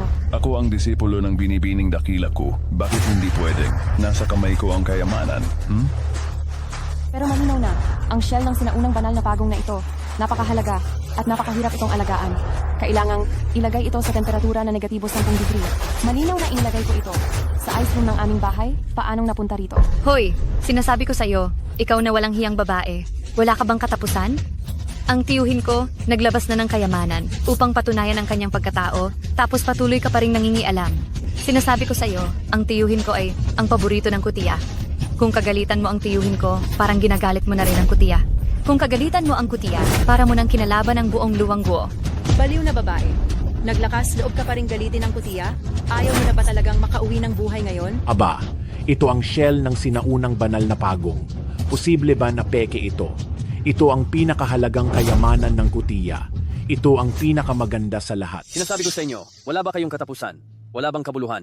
Ang patuloy na puntiryahin, ang isang mahinang babae. Kayo raw na pamilya kutiya na may mga nangungunang koleksyon. Ito lang ba ang inyong maituturing, isang balat ng pagong? Talagang wala kang pinipiling salita. Ang antigong shell ng pagong ay kulay puti, makinis at malambot, at kapag hinawakan ay parang humihinga, ito ay isang pambihirang bagay. Sa buong luwangguo, siguro ang kutiya lang ang makakakuha nito. Itong si Ginoong Wang Lian. Tunay na siya ang dakilang binibining dakila ng Gudya, ang pinagmanahan ng mga alagad. Sinaunang balat ng pagong sinasagisag ang kayamanan at kapangyarihan. Ang makita ito ngayon, ang aming pamilya Zhao ay tunay na pinagpala ng aming mga ninuno. Isang balat lang ng pagong at pinagpala na agad ng mga ninuno nyo? Sa tingin ko, ang mga ninuno ng inyong pamilya Zhao ay hindi rin nakaranas ng anumang yaman, hindi ba? Ano nga ulit ang sabi ng lumang kasabihan? Tama. Kapag mababaw ang tubig, marami talaga ang pagong. Hoy, buwisit na bata. Ano nang sabi mo? Sino ang tinawag mong pagong? Hindi pa ba malinaw ang sinabi ko? Isang balat ng pagong. Pinasaya ka na at pinagmataas, nagmamalaki. Sa tingin ko, isa ka lang nakakatawang palakas sa loob ng balon. Huwag mong sabihing hindi kita binalaan. Mas mataas ang talon mo. Mas masakit ang bagsak. Wala kang basehan sa pinagsasabi mo. Ano nang silbi niyan? Tingnan mo, isa ka lang mapagmataas na hamak na palaka. Ikaw, hamak na palaka, anong panama mo sa tiyuhin ko? May lakas ka pa ng loob na magtatatalon sa harap ng tiyuhin ko. Bahala ka. Ang sakit mo sa tiyan. Songjin, sasabihin ko sa iyo, sa harap ni Wang Lian, kung ikaw man ay isang dragon, kailangan mong sumunod at manatili sa lupa. Kung ikaw man ay isang tigre, kailangan mong humiga ng maayos. Ngayon, bibigyan kita ng magandang leksiyon para malaman mo na may mas magaling pa sa tao at mayroon pang mas mataas pa sa langit. Dapat ako ang nagsasabi niyan. Wala pa akong sinasabi, pero sobrang yabang mo na. Sige, kung ganoon, magpaligsahan tayo at maglabas ng katotohanan. Pero kung manalo ako, kailangan mong humingi ng tawad kay Xiao Ting. Kailangan mo siyang patuloy na hingian ng tawad hanggang sa siya ay masiyahan. Kuya Song, kaya mo bang maglabas ng mas mahalaga kaysa sa sinaunang balat ng pagong? Huwag kang mag-alala, hindi ko ba nasabi? Ako ay isang tao na tumutupad sa aking salita.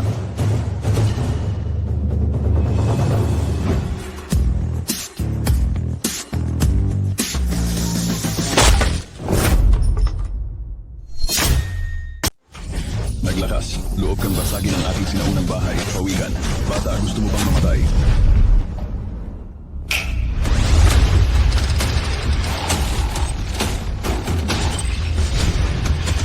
Ang Xuanbu, ang Diyos ng 7 konstelasyon sa Hilaga, ay isa ring alagad na Diyos ng Hilagang Empeyor ng Langit. Hindi ito banal na hayop, ito ay Diyos.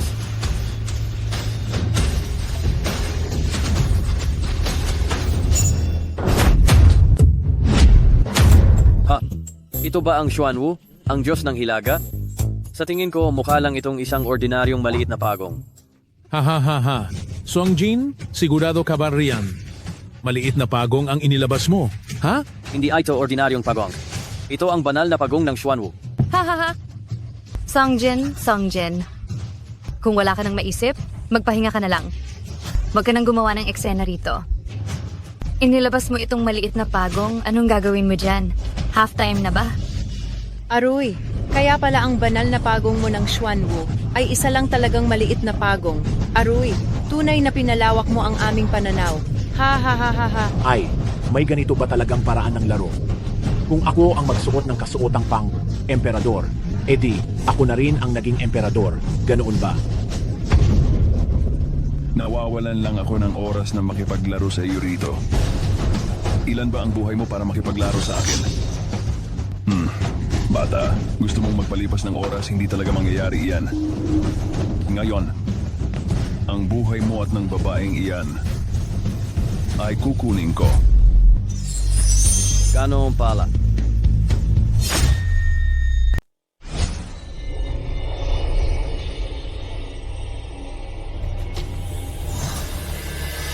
Perlas ng gabi. Paano nangyari iyan? Paano ito nangyari? Nagtago pala ng perlas ng gabi sa loob ng pagong. Mananalo na naman ba ang batang ito? Napakahusay ng kalidad ng perlas na ito. At nanggaling pa sa loob ng bato ng Nyuwa, napakahalaga nito.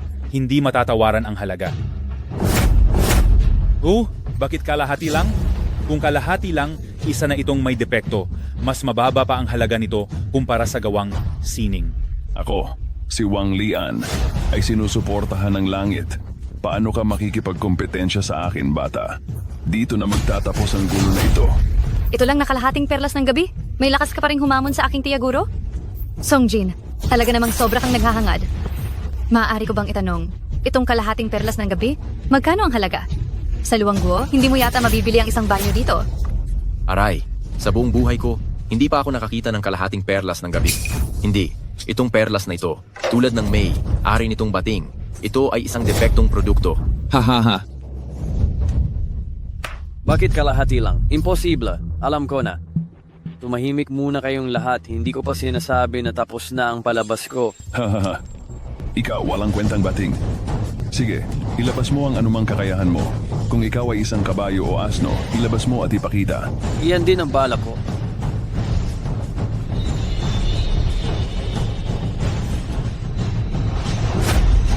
Ano?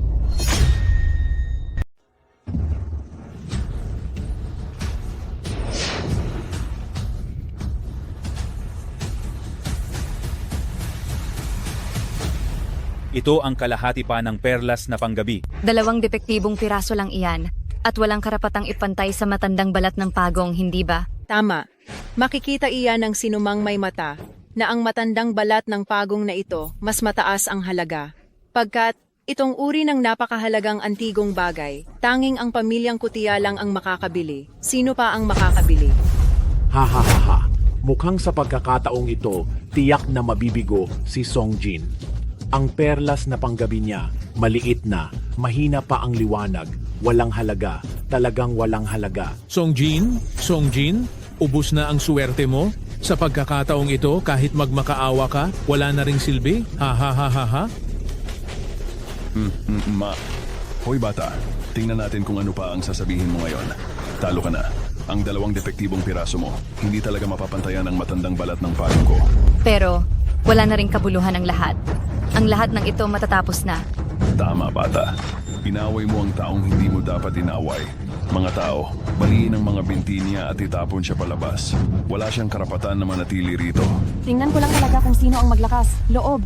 Nandito ako. Tingnan ko lang talaga kung sino ang mangangahas na galawin si Kuya Song. Nagmamadali ba kayong palayasin ako? Dahil ba natatakot kayo sa kayamanan na ipapakita ko? Nakakatawang bagay. Ako, si Wang Lian, sa buong buhay ko, wala pa akong sino man na kinatatakutan. Hoy bata, tingnan natin, ikaw na walang kuwentang hamak. Ano ba talaga ang may lalabas mo? Sige, idilat mong mabuti ang mga mata mo at tingnan mong maigi.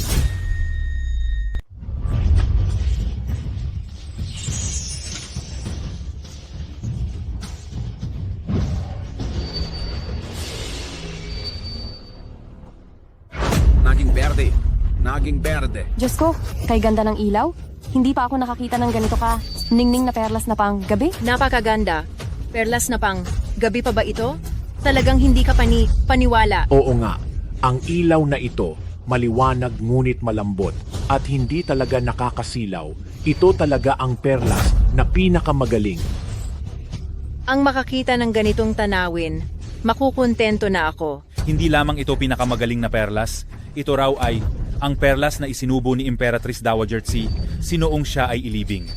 Sabi nila noong ang perlas ay nahati sa dalawa, napakasimple lang, walang kakaiba, pero nang pagsamahin, nagniningning ng berdeng ilaw, ginagawang araw ang gabi. Ay naku, ang perlas na pang gabi na ito, pambihira sa mundo. Base sa pagtatantya ko, halaga nito ay hindi bababa sa 10 bilyon. Paano nangyari yan? Ang perlas na pang, gabi ng matandang babaeng yan, paanong naging ganyan kamahal? Si Song Jin, alam na alam ko, wala talaga siyang ganyang kakayahan. Naglabas talaga siya ng magandang bagay. Anong swerte ang meron si Song Jin ngayon? Lahat ng magagandang bagay ay umiikot sa kanya. Wang Lian, nanalo ako. Ang pinangako mo kanina, naaalala mo pa ba? Ano? Gusto mong humingi ako ng tawad sa babaeng yan? Huwag kang umasa. Ikaw mismo ang nangako kanina. Kung matalo ka, hihingi ka ng tawad sa babaeng ito hanggang sa makontento ako. Pwede ka nang magsimula ngayon. Sina? Pinagbabantaan mo ba ako, bata ka? Sinasabi ko sa iyo, hindi ako madaling takutin. Song Jin, tingin ko ay hindi mo pa rin naiintindihan ang sitwasyon. Ang nakatayo sa harap mo ay ang personal na disipulo ng binibining dakila ng Gudya. Hindi ka nag-ingat at ikaw mismo ang tumama sa kanyon. Ngayon, kahit pa Diyos ang dumating, hindi ka na maililigtas. Ikaw ang unang naglakas. Loob na kausapin ng ganyan ang aking tiyo. Guro, ikaw ang una. Kung gusto mong marinig, pwede ko itong sabihin anumang oras, kahit ilang beses pa. Ano man ang sabihin mo, ako rin ay personal na disipulo ng binibining dakila ng Gudya. Gusto mong humingi ako ng tawad sa babaeng yan. Pero kailangan ko munang tingnan kung karapat. Dapat ba siyang tumanggap nito? Ang hangin mo naman. Ikaw ba ang magsasabi kung karapat? Dapat ako o hindi? Bukod pa rito, ang sinaunang bao ng pagong na iyan ay hindi sa iyo. Sa pagkakaalam ko, ang kutiya ay hindi kailanman nagpahiram ng sinaunang bao ng pagong na ito. Kaya paano napunta iyan sa kamay mo? Wala kang alam, hamak na tao. Ito ay personal na ibinigay sa akin ng binibining dakila ng kutiya. Simula ngayon, ang kutiya ay akin na. Ano ang sinabi mo? Hindi ako nagkamali sa pandinig, hindi ba? Sa iyo na ang kutiya simula ngayon. Ang kapal mo naman talaga. Tingin ko ay hindi mo naman talaga kilala ang binibining dakila ng kutiya. Lahat ng ito ay ginagawa mo para gamitin ang kapangyarihan ng kutiya, para mandaya sa labas. Ang reputasyon ng kutiya ay sinisira pala ng mga taong tulad mo. Hemp, yan ay hula mo lang. Baka naman may ebidensya ka? Ikaw na munting babae, ano ba ang karapatan mo? Dahil nagtanong ka, sasabihin ko sa iyo, ako ang taong hindi mo maaabot habang buhay. Pinuno ng 4 na dakilang pamilya ang binibining dakila ng kutiya, ang nag-iisang tagapagmana ng kutiya, Gu Xueting. Anong nakakatawang biro ito? Ikaw ay talagang baliw. Kung ikaw ang binibining dakila ng Gudya, ako naman ay ang matandang Ginoo ng Gudya. Naglakas, loob kang magpanggap na binibining dakila ko. Malapit nang singilin ka ng pamilya Gudya. Aray, talagang nagbago na ang panahon. Ang ligaw na manok na ito, kung lagyan ng ilang balahibo, ay magiging phoenix na. Talagang hindi nababagay, nakakahiya. Hindi ka man lang tumitingin, ikaw lang, ano bang hitsura mo? Karapat? Dapat ka bang maging binibining dakila ko? May kasama pa siyang lalaking ganito? Hindi ka ba nahihiya sa iyong nakakababa ng halaga? Talagang nakakahiya sa buong pamilya. Siya, tiyak na hindi siya ang binibining dakila ko. Kung siya ang binibining dakila ko, sasama ba siya kay Song Jin na iyan na parang eunuch? Hay, hindi ba niya maamoy ang amoy ng tagahatid ng pagkain na? Mahirap. Naglakas loob ka pa rin magpanggap na binibining dakila ko, wala ka talagang kahihiyan? Nagkaroon ka na ba ng delusyon? Talaga namang may masamang hangarin sa paghuhusga ng isang marangal na tao. Ang mga taong gaya ninyo na makitid ang pananaw ay nababagay lamang na maghinala dito. Ang pagkatalo ninyo kay Kuya Song ay ganap na makatwiran. Dahil sa pagkatao pa lang, talo na kayo ng isang hakbang. Wang Lian, sa tingin ko ikaw ang magnanakaw. Hindi ko matandaan na ibinigay ko sa iyo ang sinaunang balat ng pagong na ito. Sinasabi ko sa iyo, huwag kang magpanggap dito. Isa ka lang impostor, naglakas loob na magpanggap na binibining dakila ko dito.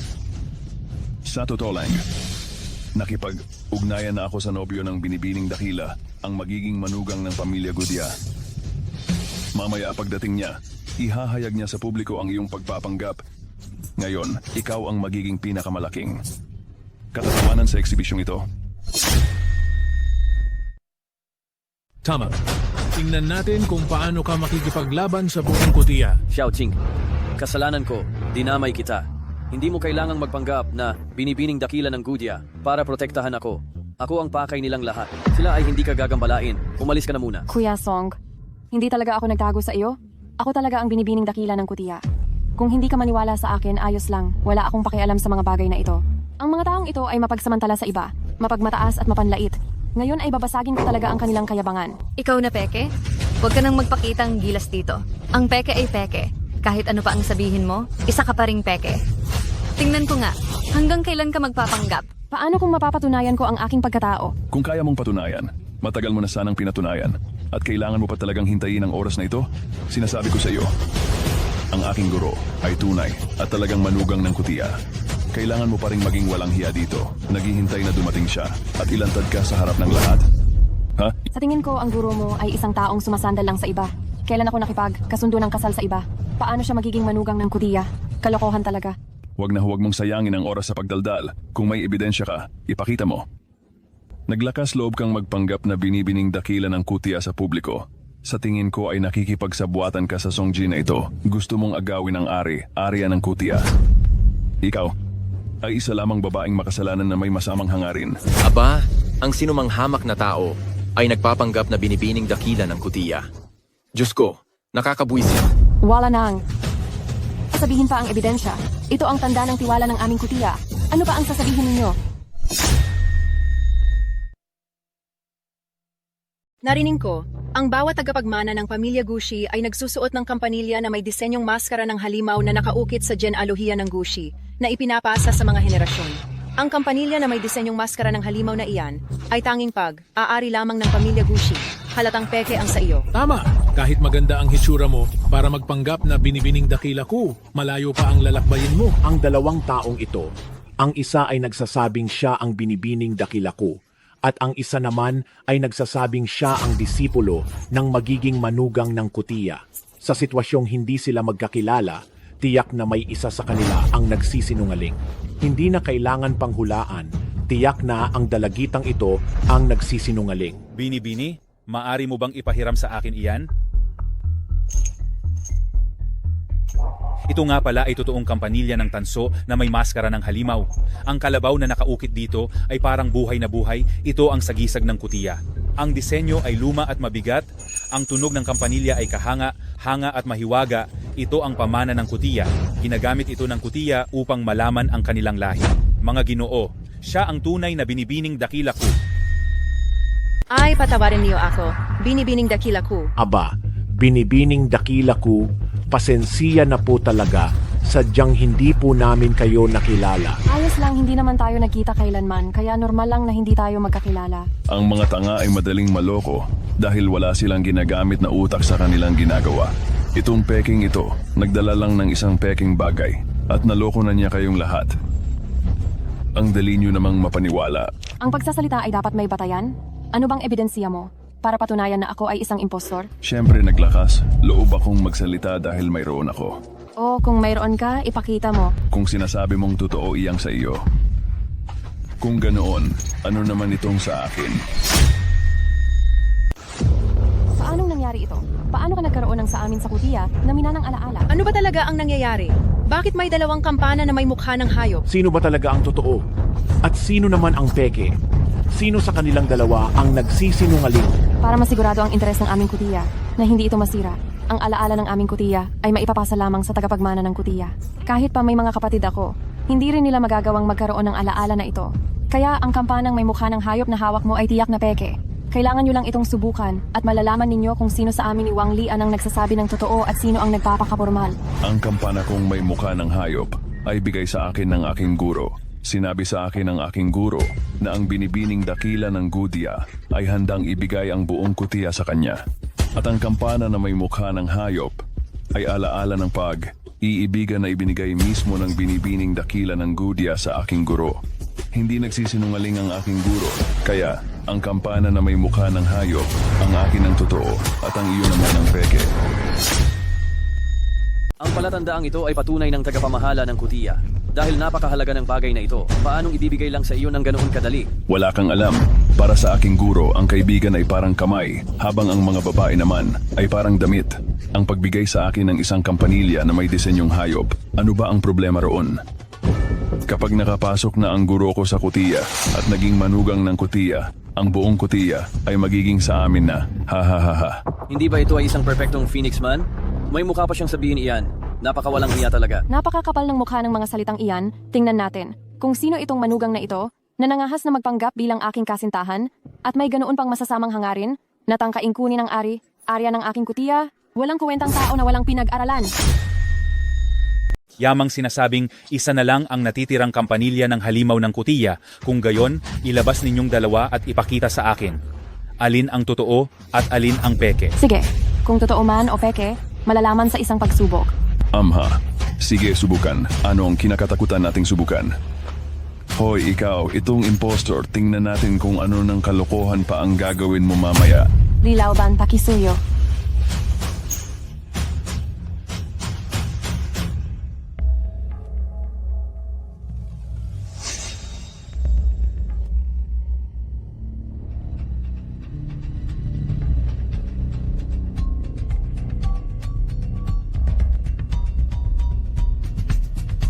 Ito. Lilaoban, ito. Anong sitwasyon ito? Ay ito. Paumanging, magazino. Ang tunay na kampanilya ng halimaw ng kutiya. Hindi ko pa talaga nakita. Ngayon ay bigla akong nakaramdam na kulang ang aking kaalaman. Hindi ko talaga makilala. Ay, kung hindi natin malalaman ang katotohanan ng token, hindi natin matutukoy ang pagkakakilanlan ng binibining dakila ko. Tama ang sinabi mo. Hay, wala na ba tayong ibang paraan para matukoy kung siya pa talaga ang tunay na binibining dakila ng Guja? Haay, ano man ang paraan na gamitin ninyo, itong token ko, siguradong totoo ito. Ano man ang masamang balak mo, wala ring saysay. Ngayon sasabihin ko na sa iyo, ang peke ay hindi magiging totoo. At ang totoo ay hindi magiging peke. Yan din mismo ang gusto kong sabihin. Ginoong Song, may alam ka bang mabuting paraan? Meron, pero. Ano ang pero? Kapag nasubok at lumabas na peke ang iyong bell, mabilis kang tumakas sa likuran, ako ang bahala sa iyo. Kuya Song, huwag kang mag-alala. Ang bell na ito ay totoo.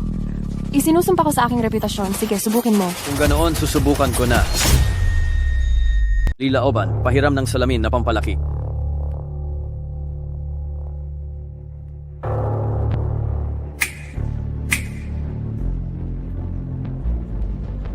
Ang Dianzen Keng, na tinatawag ding Dianzen Keng. Maaari nitong matukoy ang totoo at peke ng lahat ng bagay.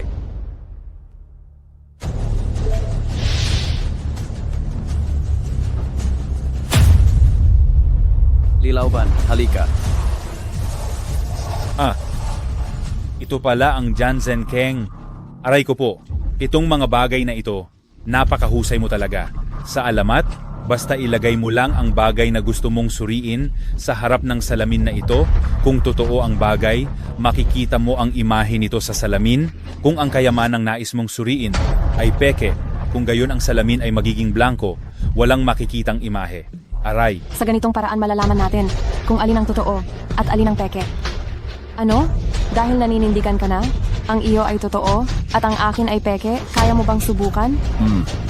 Sige, subukan natin. Sa tingin mo ba matatakot ako sa iyo? Totoo man o peke, sa isang subok lang, malalaman na natin. Pagkatapos noon, sisiguraduhin kong ikaw, pati na ang tanga mong ito, ay luluhod at tatawag sa akin ng ama. Kung hindi mo ito susundin, ngayon, hindi ko kayo hahayaang makalabas sa bulwagang ito ng piging. Alin ba talaga ang totoo? At alin ang peke? Sa tingin ko, ang tagapagpatunay nitong si Wang Lian ang dapat na totoo. Sige, isipin mo kung talagang binibining dakila ko ang dalagang iyon, papayagan ba ng kutiya na magpakita ang binibining dakila ko sa ating pagtitipon ng mga kayamanan? Hoy! Mayroon. Ito ang totoo.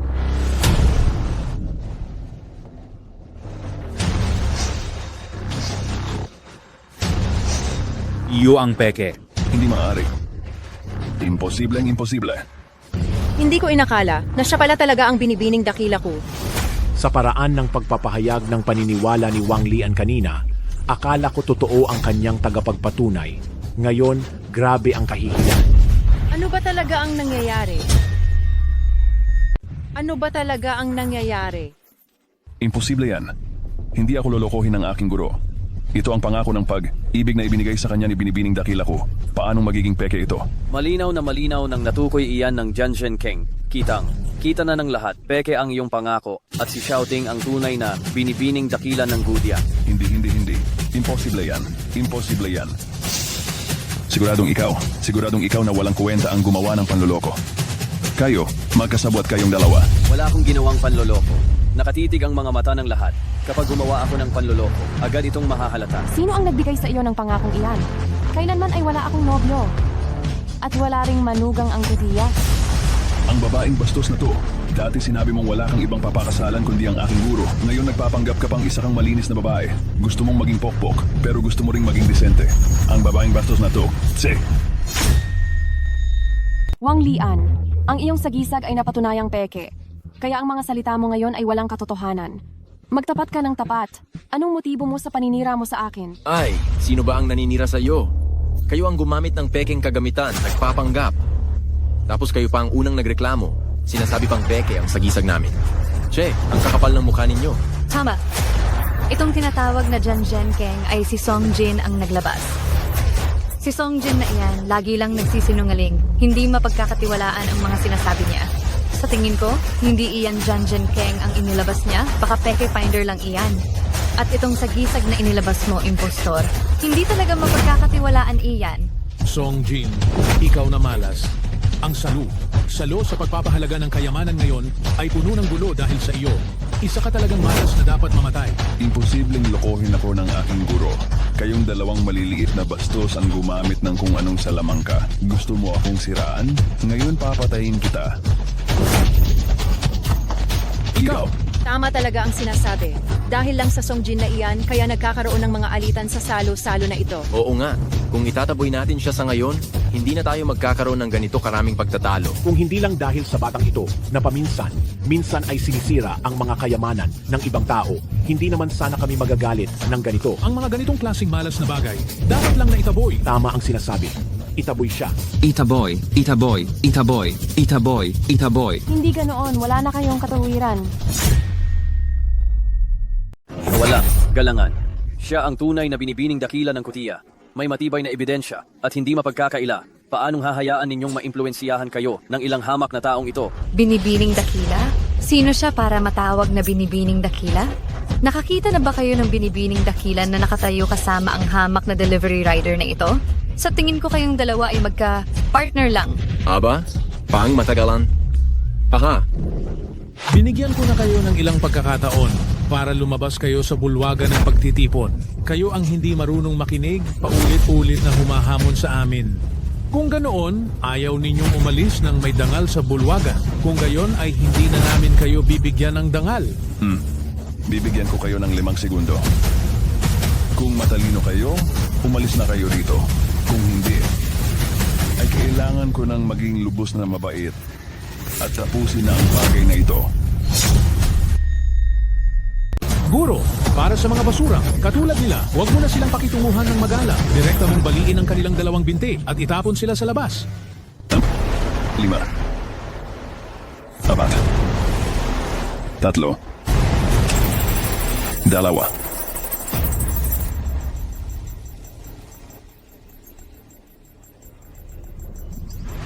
Ang Dong Huangchong. Sinumang makapasok sa loob ng kampana ay talagang siguradong magsasalita ng katotohanan. Ang mga taong nakakulong sa Dong Huangchong kailangang magsabi ng totoo.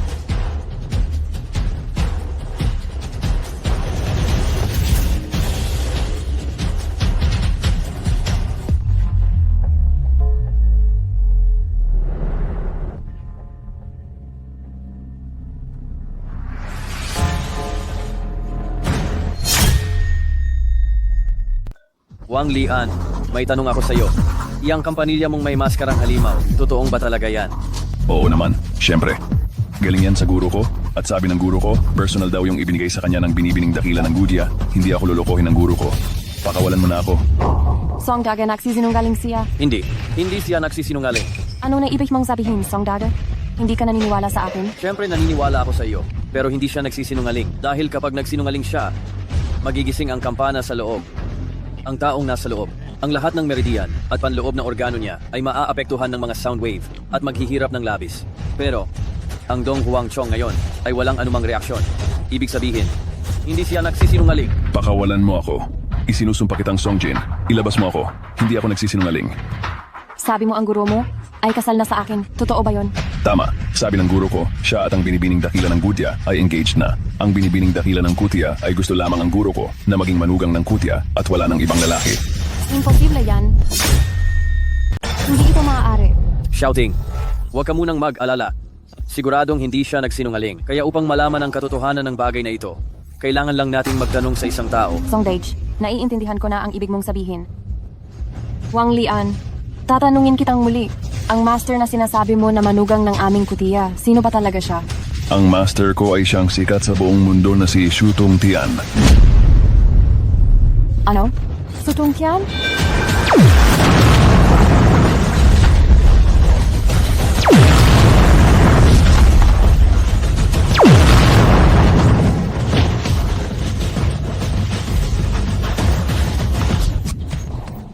Ako nga si Shu Tongtian. Ako ang Tongtian na may lubos na kapangyarihan at impluwensiya. Kayo. Ano ang maipaglilingkod ko sa inyo? Ako si Song Tongtian. Si Tongtian ang taong may matatalim na mata at kamay. Kayo. Ano ang ipinunta ninyo rito? Mukhang hindi pang karaniwan itong taong ito. Kinalabit niya lang at nawasak na ang Dong Huang Chong ko. Aray, guro, sa wakas ay dumating ka. Kung hindi ka pa dumating, kami ay siningitan na ng dalawang walang, silbing ito, at sinakyan na kami para dumumi. Oo nga, silang dalawang maliit na salbahing babae ay nagkakaisa at kinuha na nila ang lahat ng atensyon dito. Wala na tayong mapapala rito? Grandmaster, kailangan mo kaming ipagtanggol. Hindi mo alam, noong hindi ka pa dumating, kami ay pinahiya ng dalawang maliit na salbahing babae at muntik na kaming mamatay sa hiya. Tama, Grandmaster. Kumilos ka na agad. Parusahan mo na ang dalawang maliit na bastos na ito para malaman nila may mga taong hindi nila pwedeng lapastanganin. Anong kalokohan? Paano sila naging mapagmapuri at mayabang? Ang taong nangahas na galitin ako, kailangan maghanda na sila sa pagkaabo at pagkawala. Ito ba ang lalaking engaged kay Shouting? Mukhang isa itong mukha ng kontrabida. Ikaw ba ang guro ni Wang Lian? Ang nagpakilalang lalaking may engagement sa binibining dakila ng Kutia? Sige, sabihin mo. Paano mo ako paparusahan? Walang pangalan. Mamaya na lang kita haharapin. May nagpanggap bang binibining ko dito kanina? Lubhang napakalaking pagkamapangahas. Tiyak na naghahanap ng sarili niyang kamatayan. Ako ang tinutukoy mong naghahanap ng sariling kamatayan. Ang nagpanggap na binibining dakila ko. Bakit, Song Tongtian? Hindi mo na ba ako nakikilala? Si Weteng ha? Bakit ka umalis nang hindi man lang nagsasabi sa akin? Shu Tongtian, kailangan ko bang sabihin sa'yo kung saan ako pupunta? Ikaw naman, sabi mo sa lahat na ikaw ang asawa ng pamilya ko at hindi ka magpapakasal sa iba bukod sa akin. Ano ang ibig mong sabihin? Ang lakas ng loob mo. Nangangahas kang umasal ng mayabang sa ngalan ni binibining dakila ko. Ang alagad mo. Sabi niya hindi raw ako ang totoong binibining dakila ng Kutia. Sabi niya isa raw akong impostor. Wala kang silbi. Hindi mo nakilala si binibining dakila ko at nangahas ka pang salungatin siya. Umalis ka. Aray, guro, nagkamali ako. Talagang wala akong alam at hindi ko nakilala si binibining dakila ko. Pero itong bagay na ito, hindi naman ako ang buong may kasalanan dito. Ito, ibinigay mo rin sa akin ang kampanilya, ah. Aray. Alice, kailan ko ibinigay sa iyo yan? At kayong lahat, umalis na kayo. Tara na. Hindi nyo ba naiintindihan? Kung gayon, aalis na rin ako. Shu Tongtian, hindi mo ba ako bibigyan ng paliwanag? Ay, hindi ba ito ay isang pagkakamali sa pagitan lang ng mga kaibigan, tulad ng isang pamilya na nag-aaway sa isa't isa? Pribadong bagay itong ginawa nilang ilan, hindi ko sila inutusan. Isa pa, kung alam ko lang na nandito ka sa pagtitipon ng mga kayamanan, matagal na sana akong dumating na. Gusto mo bang pumunta o ayaw? Wala akong pakialam. Ay si Weteng, huwag ka nang magalit ha? Ano bang relasyon mo kay si Weteng? Nangahas ka pa, talagang harangan ako. Ito si Songjin. Kung ano man ang relasyon namin, hindi mo na dapat pakialaman. Na matagal na kitang nililigawan. Kailangan mo bang maging ganyan katigas? Kaya naman pala ikinakalat mo sa iba na ikaw ang manugang ng Kutia. Paano na ngayon ang issue na ito? Hindi ba't mangyayari rin naman iyan agad? Huwag mong kalilimutan kung sino ang tumulong sa kutiya na makakuha ng pondo para sa pagpapalawak na ito at tumulong din sa kutiya na itago ang krisis na ito. Si Weteng hindi mo ako pwedeng tanggihan palagi. Huwag mong kalilimutan. Ang mga bagay tungkol sa kutiya ay matutulungan kita. Ngunit kung tatanggihan mo ako, kung mapuputol ang daloy ng pondo ng kutiya, huwag kang magagalit sa akin, ha? Haha, Sweteng, gusto ko lang ipaalam sa iyo na hindi ako yung masamang tao na gumagamit ng pagkakataon. Gusto ko lang na pag-usapan natin. Mayroong isang malaking wine party sa susunod na linggo. Gusto mo bang sumama para makita natin? Wine party? Tama. Sa wine party, mayroong maraming malalaking tao sa negosyo. Maaari ko silang ipakilala sa iyo. Tiyak na makakatulong iyon sa pananalapi ng inyong kutiya. Hindi mo ba nakikita na ayaw niya? Inausap ko si Weteng. May karapatan ka bang sumabat? Ano ka bang klase ng tao? Shutong Tian, maging magalang ka. Kaibigan ko siya. Kaibigan? Ha. Ibig mong sabihin, itong taong ito na punong-puno ng amoy ng kahirapan ay kaibigan mo? Ano kung kaibigan ko siya? Palayasin mo siya. Huwag mong kalilimutan kung sino ang makakatulong sa inyong kutiya na malutas ang problemang ito. Ikaw. Sweteng, kaya rin kitang tulungan. Ikaw? Bakit mo siya tutulungan? Dahil ba sa mukha mo? Gigolo ka ba para tulungan ang kutiya na patatagin ang daloy ng salapi? O tutulong ka sa kutiya sa paglilinis ng banyo? Kung wala kang kakayahan, huwag kang umako ng trabaho. Ako si Shutong Tian ay mayaman, kaya kong tulungan ang kutiya na patatagin ang daloy ng salapi. At ikaw, umabi ka. Huwag mo akong maliitin. Huwag kang maging mapagmataas. Mas marami akong magagawa kaysa sa inaakala mo. Ikaw na isang tagapaghatid lang ng pagkain? Mas mahusay pa sa akin na si Tong Tian? Alam mo ba ang sinasabi mo? Alam na alam ko ang sinasabi ko. Ang sabi ko, tutulungan ko si Weteng. Tutulungan ko si Weteng. Na iligtas ang kutiya, kailangan ko pa bang ulitin? Song Jin, sasabihin ko sa iyo, huwag mong hamunin ang aking pasensya. Ngayon, maglaho ka agad sa harapan ni si Weteng. Kung hindi, kukunin ko ang buhay mo sa loob lang ng 1 minuto. Ginoong Shu, sa tingin ko, iyan ang linya ko. Ang makakatulong kay si Weteng at makapagliligtas sa kutiya, ako lang iyon. At ikaw ang dapat umalis. Ziga. Kung ganoon, bakit hindi tayo magpustahan? Tingnan natin kung sino ang makakatulong sa pamilya kutiya. Ano ang pustahan? Ang pustahan ay ang matatalo, luluhod, magmamakaawa at humingi ng tawad at hindi na magpapakita kailanman kay si Weteng. Sumusobra ka na. Si Weteng, ginagawa ko ito para sa ikabubuti mo. Anong karapatan ng taong tulad niya na tumayo sa tabi mo? Pinapaalis ko siya ng kusa. Bakit sumobra? Kung ayaw mo talagang sumali, pwede kang umalis ngayon. At dahil sa iyo, hindi ko na siya guguluhin. Pero kung sasali ka, kailangan mong panindigan ang pustahan. Wala kang tutol, di ba? Sige, isang salita lang. Napakaina. Hihintayin kong mapahiya ka. Song Dage, hindi mo naman kailangang makipagpustahan kay Shutong Tian para sa akin. Ay, hindi naman lahat ay para sa'yo. Itong si Shutong Tian, malinaw na minamaliit ako. Kahit sino, kailangang lumaban at ipakita ang lakas, hindi ba? Huwag kang mag-alala, siguradong tutulungan kita. Salamat, Song Dage. Ay. Ito, nakakahiya naman ito. Song Dage, sa totoo lang ako. Bakit hindi ko man lang napansin na napakaganda pala ng hubog ni si Weteng? Gusto kong malaman paano mo babaguhin ang sitwasyon ng kutiya at paanong muling sisigla ang naghihingalong kutiya. Sa tingin ko, may sapat na dahilan si Tong Tian para tanggapin ang pusta, maliban sa kanyang angkan na sadyang mayaman. May iba pang dahilan. Ang ibig mong sabihin, ang problema ng kutiya ay may kinalaman kay Tong Tian? Nagsususpetsa lang ako, hindi ko pa kayang kumpirmahin. Naalala mo pa, kanina, ang bawat salita ni Wang Lian sa loob ng Dong Huang Chong ay pawang katotohanan. Ibig sabihin yan, ang gumawa ng kasinungalingan ay si Shutong Tian. Niloko niya pati sarili niyang estudyante. Makikita mo sa pagkatao ng taong ito kung gaano siya kasama. Iyan din ang iniisip ko, ngunit dahil wala akong ebidensya, hindi ko maaaring sirain ang aking relasyon kay Shutong Tian. Bukod pa rito, ngayon hawak niya ang pinansyal na lifeline ng kutiya. Huwag kang mag-alala, ang issue sa financial lifeline ay madali namang ayusin. Ano ang plano mo? Gagawin lang natin ang dapat gawin. Walang mahirap dito. Kailangan ko lang na snap ng daliri gamit ang aking kanang kamay. Snap ng daliri? Aba, malalaman mo rin sa tamang panahon. Song Dage, lubos akong naniniwala sa iyo ng 100%. Mabuti. Hahayaan kong ang kutiya ay muling sisigla pagkatapos ng matinding pagsubok. Hahayaan kong ang utak ng lahat ng ito na si Shutong Tian ay mabigo sa huling sandali. Song Dage, salamat sa iyo. Nalabis kang aalala sa kutiya. Ako. May isa pa akong pabor na hihingin. Walang problema. Hangga't kaya kong gawin. Hindi maganda rito. Sumama ka sa akin sa kutiya. Umupo ka. Ang kutiya talaga ay nagmula sa mga antigong bagay. Sabi nga, mas maganda ang antigong bagay sa maunlad na panahon. At nitong mga nakaraang taon, ang luwanggo ay naging mapayapa at maunlad. Kaya ang kutiya ay dapat na mas umangat pa. Pero unti kong napansin na ang mga antik na nakukuha ng kutiya nitong mga taon ay nagiging mas mababa ang kalidad. Ngunit ang mga kayamanang napakamahal ay isang naibenta sa hindi maipaliwanag na paraan. Ang ibig mong sabihin, may trader sa kutiya na nakikipagsabwatan para nakawin ang mga arian ninyo. Oh, Kung pag-iisipan nating mabuti, ang trader na ito ay may malaking kinalaman kay Shu Tungtian. matagal ko nang gustong malaman kung sino ang trader na iyon. Ngunit simula noong namatay si Lolo, ako na lang ang naiwan na humahawak ng kutiya. Kaya naman, hindi ako makapagtuon sa lahat ng gawain at napabayaan ko ang paghahanap sa trader. Ngunit nang handa na akong imbestiga ng lubusan, napagtanto kong huli na ang lahat. Ang pong kutiya ay tuluyan ng naubos. Naiintindihan ko, huwag kang alala. Nagsikap ka na ng husto. Ipaubaya mo na sa akin ang susunod na hakbang. Ay, may isa pa pala.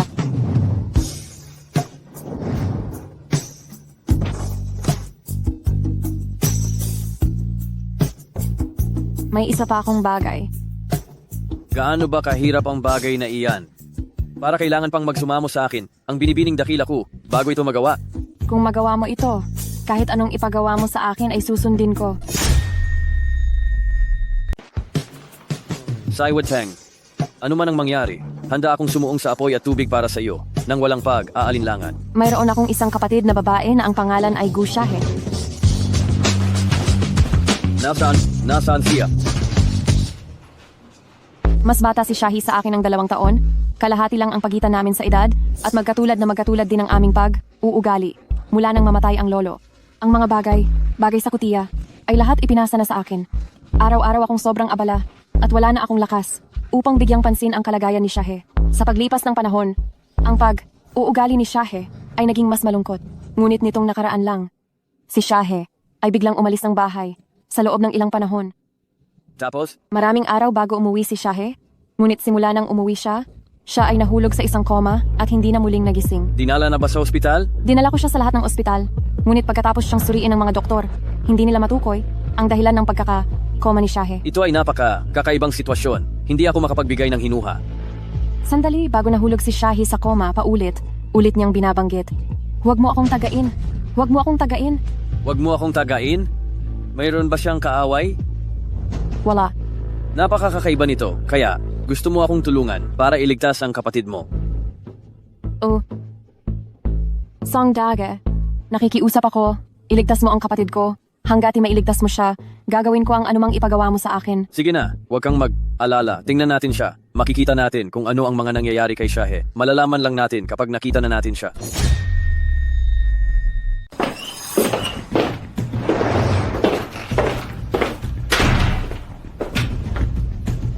Ito ang aking kapatid na si Gu Shahe. Siya ba? Siya ang iyong kapatid. Oh. Kaya pala siya ay patuloy na bumubulong na huwag akong tagain. Siguro ay natakot siya sa kaitian po. Ngayon ay wala siyang malay. May pananagutan din ako. Ano ang maitutulong mo, Song Dage? Mayroon ka bang paraan? Hindi ko pa alam. Hayaang mag-isip ako. Ang kanyang kalagayan ay hindi maganda. Kung hindi siya gagamutin, mukhang wala nang matitirang oras. Ano ang gagawin natin? Songgaj, ako ang may kasalanan. Si Weteng, huwag mo nang sisihin ang sarili mo. Bago malis si Lolo, ipinagkatiwala niya sa akin si Shahe at ang kutiya. Ngayon ay walang malay si Shahe, wala na kaming magagawa at malapit na siyang mamatay. Ang kutiya, malapit na ring gumuho. At watak, masyado akong walang kakayahan. Wala akong magawa. Binigo ko ang tiwala ni Lolo sa akin. Hindi ko napataas ang kutiya. Sa katunayan, ako ang dahilan. Araw-araw akong abala sa maraming bagay. Wala akong lakas para alagaan si Shahe, kaya siya nagkaganyan. Hindi ako isang mabuting kapatid. Ako. Si Weteng, huwag ka nang umiyak. Si Weteng, huwag ka munang malungkot. Mayroon ka bang paraan? Ang totoo, alam ko na ang dahilan ng pagka-comatose ng kapatid mo. Bilisan mo, sabihin mo. Sa totoo lang, ako at ang kapatid mo ay may malaking ugnayan. May isang bagay na tama ang sinabi ni na Zhao Liang at Jiang Mengje. 2 araw na ang lumipas, isa lamang akong ordinaryong delivery rider. Namumuhay sa pinakamababang antas ng lipunan. Iipon ng salapi para magpakasal. Pagkaraan ng 2 araw, ako ay nagkaroon ng malaking galing sa mundo ng antik. May lihim na dahilan sa likod nito. Ano ang lihim na dahilan? 2 araw na ang nakalipas, hindi lang ako niloko ni Zhang Mengjie, kundi nakipagsabuatan pa kay Zhao Liang at inilibing ng buhay ang isang comatose na ako. At ako, doon mismo. Nakilala ko ang kapatid mo, si Shahe. Siya at ang ilang kaibigan ay magkasama. Pumunta para maghanap ng kayamanan. Noon, comatose pa rin ako. Malabo kong narinig ang isang tunog at nagising ako. Si Shahe ay nagulat ng husto, kaya ipinupok niya sa ulo ko ang pangkalikasan card, dispenser na hawak niya. Ang aking dugo ay dumaloy sa pangkalikasan card, dispenser. Sa isang pagkakataong hindi inaasahan, ako at ang pangkalikasan card, dispenser ay nakabuo ng isang uri ng kontrata. Kaya nakuha ko ang ganitong kakaibang kakayahan. Matapos kong makuha ang pangkalikasan card, dispenser, nabunot ko ang sagradong sandata, ang kaitian po, at naitaboy ko si Shahe at ang kanyang mga kasamahan.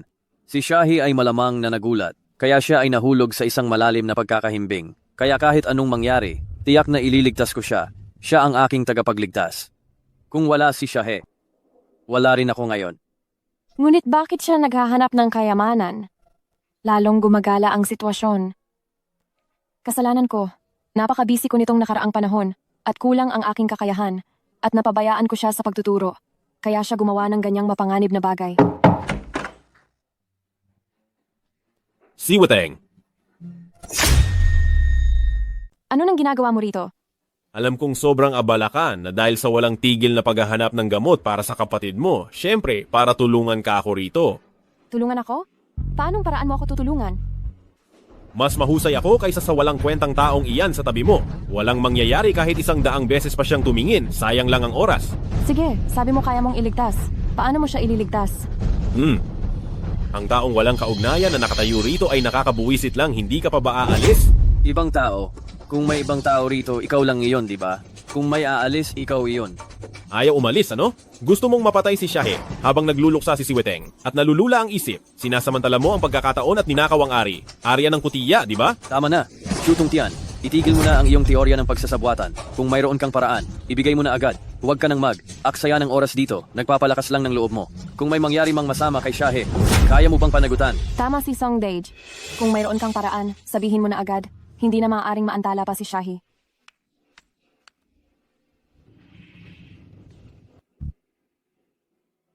Sinasabi ko sa iyo, Song Jin, ako lang ang makapagliligtas kay Gu Shahe.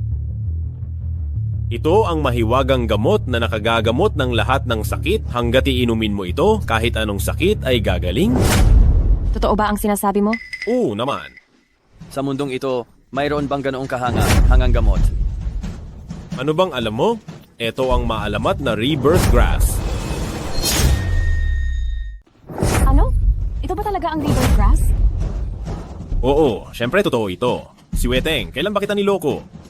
Ang rebirth grass na ito igamot sa lahat ng sakit at nakakaalis ng lahat ng lason. Dapat may narinig ka na tungkol sa manghang epekto nito. Kung kakainin niya ito pero hindi pa rin magising si Shahe, tatanggalin ko ang ulo ko at gagawin mo itong bola para sipain. Narinig ko na rin ang tungkol sa rebirth grass. Sabi na may kakayahan itong bumuhay ng patay. Pero chismis lang iyon. Walang anumang katotohanan na nagpapatunay sa bisa nito.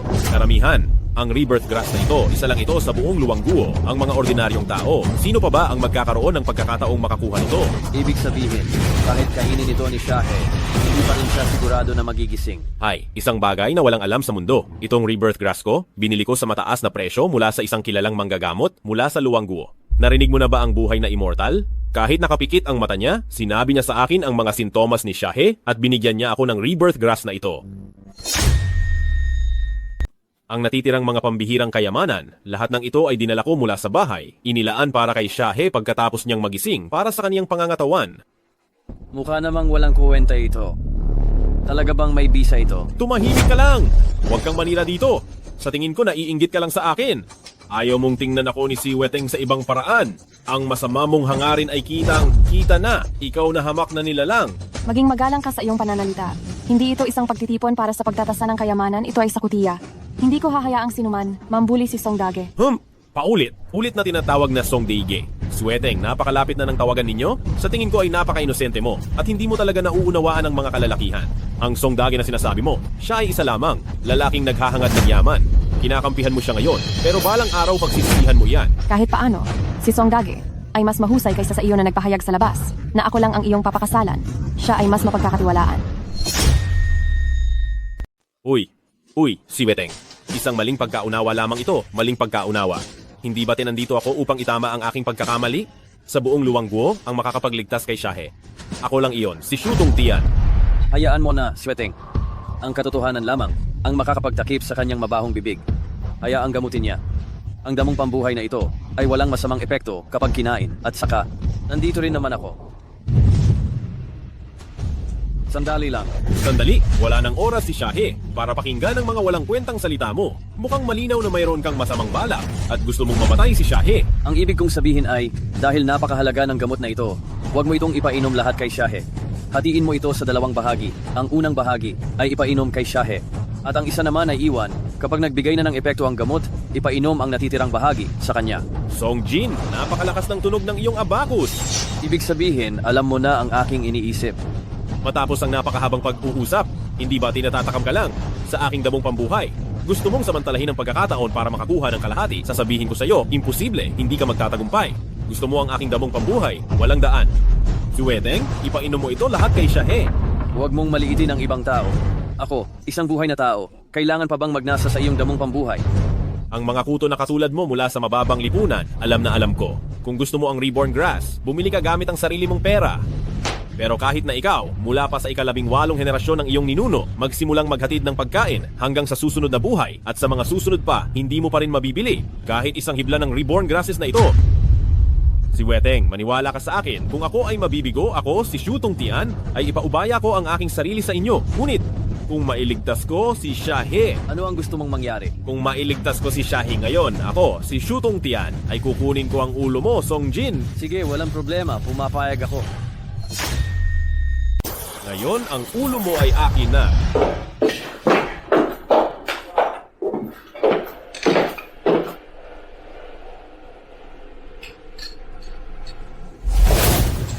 Kinain ko itong damong pambuhay, pero bakit wala pa ring reaksyon? Itong damong pambuhay ay walang silbi. Ito? Impossible ito.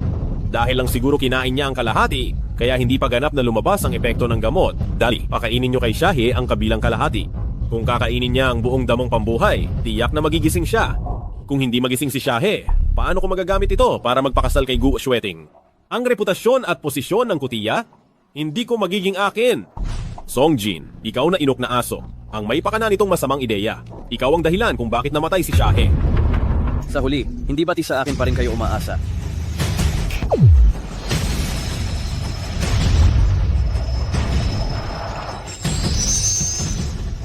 Ang walang hanggang laurel. Mula sa buwan ay isang laurel na hindi nasisira. Na pinutol ni Wugang.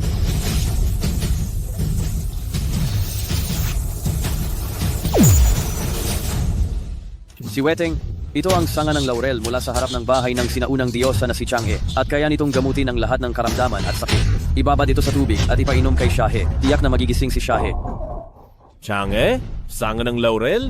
Ha ha ha ha. Inaakala mo ba talaga na ikaw si Hoyi? Si Weteng, ang batang ito, sa tingin ko, ay wala sa tamang pag-iisip? Sigurado ka ba na talagang pagkakatiwalaan mo siya? Song Jin, sigurado ka bang talagang mayroon ang sanga ng laurel sa harap ng pintuan ni Chang'e? Si Weteng, huwag kang magpakatanga. Kahit isipin mo lang, ang mga bagay na ito ay hindi umiiral. Nagsasalita lang siya ng kung ano, pinaglalaruan lang niya tayo. Si Weteng, huwag kang mag-alala. Hindi ko isa sa palaran ng buhay ni Shahe. Sige, naniniwala ako sa iyo. Alalay, Sweteng. Hindi malaman kung saan talaga nakuha itong gamot na ito. Paano kung may mangyaring masama? Isa lang siyang taga-deliver. Anong kayamanan ang maibibigay niya? Sigurado ka ba na ipagkakatiwala mo ang buhay ng kapatid ni Shahe sa isang taong kakikilala mo lang at hindi alam kung saan galing? Kaya ba niyang panagutan ito? Ako. Tama na, Shutong Tian. Huwag ka nang magsalita ng walang kabuluhan. Ngayong ganito na ang sitwasyon. Mayroon ka pa bang ibang paraan? Song Dage, sigurado ka bang walang problema talaga sa gamot na ito? Natatakot ako. Natatakot ako na may masamang mangyari kay Shahe. Siya lang ang kapatid kong babae. Hindi ko maaaring isapalaran ang kanyang buhay. Song Jin, tatanungin kita, gumamit ka na ba ng gamot na ito para magligtas ng tao? Hindi. Mayroon bang anumang bagay na makapagpapatunay sa bisa nito? Wala rin. Hindi ka ba mapagkunwari? Si Weteng, makinig ka ng mabuti. Alam mo ba kung ang gamot na ito ay talagang mahiwagang gamot o lason na nakamamatay? Si Weteng, maniwala ka sa akin. Ang puso kong gustong iligtas si Shahi ay totoo. Imposibleng may balak akong saktan siya. Meron, syempre meron. Gusto mong patayin si Shahe para makahanap ng pagkakataon na umangat at maging tanyag. Shutong Tian, tigilan mo ang paghahasik ng intriga.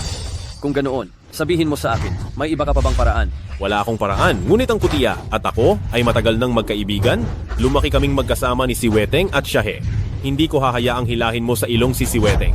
Sa tingin ko, ikaw ang iimbot sa kayamanan ng Kutiya. Ikaw iyon, malinaw. Ikaw na inuko? Naglakas? Loob ka pang manira sa akin? Ngayon, hindi kita hahayaang makalabas ng buhay sa pintuan ng Kutiya.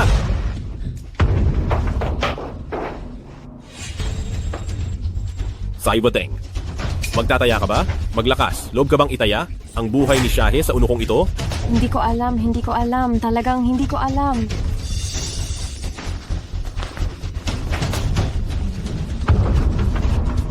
Parang humihina na ang hininga niya.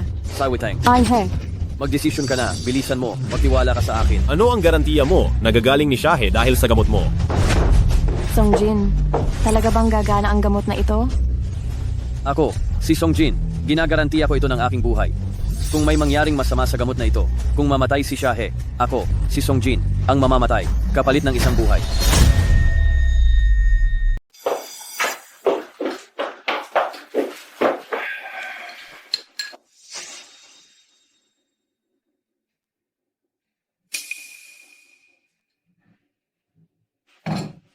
Ang gamot mo ba ay hindi pareho sa akin? Wala namang silbi yan. Kanina, Chang'e na naman, tapos Huyi na naman, para lang magpasikat. Ngunit ano ang resulta? Ha? Songjin, ngayon, babayaran mo na ang iyong mga kasalanan. Mengatao, Bitawan niyo ako. ikulong niyo siya. Bitawan niyo ako. Shahe, mamatay ka na ng mapayapa. Ang ate mo, pati na rin ang dangal at posisyon ng Kutiya ay magiging akin na. Hindi pa iisang minuto simula ng inumin ng gamot. Hindi pa ito umiiral. Ganoon ba talaga ang gusto mong patayin ako? Punyeta kang supot, huwag ka nang magsalita. Ngayon din, pababain kita para samahan si Shahe. Bakit kayo nakatunganga? Dalhin siya sa labas at bugbugin hanggang mamatay. Bitawan niyo ako. Tama na. Bad trip ako. Lumabas kayong lahat. Gusto kong mapag-isa. Siweteng, huwag kang alala. Maniwala ka lang sa akin. Gigising si Shahe. Maniwala ka. Dalhin siya sa labas at bugbugin hanggang mamatay. Ha? Ha? Shahe, kumusta ka? Shahe.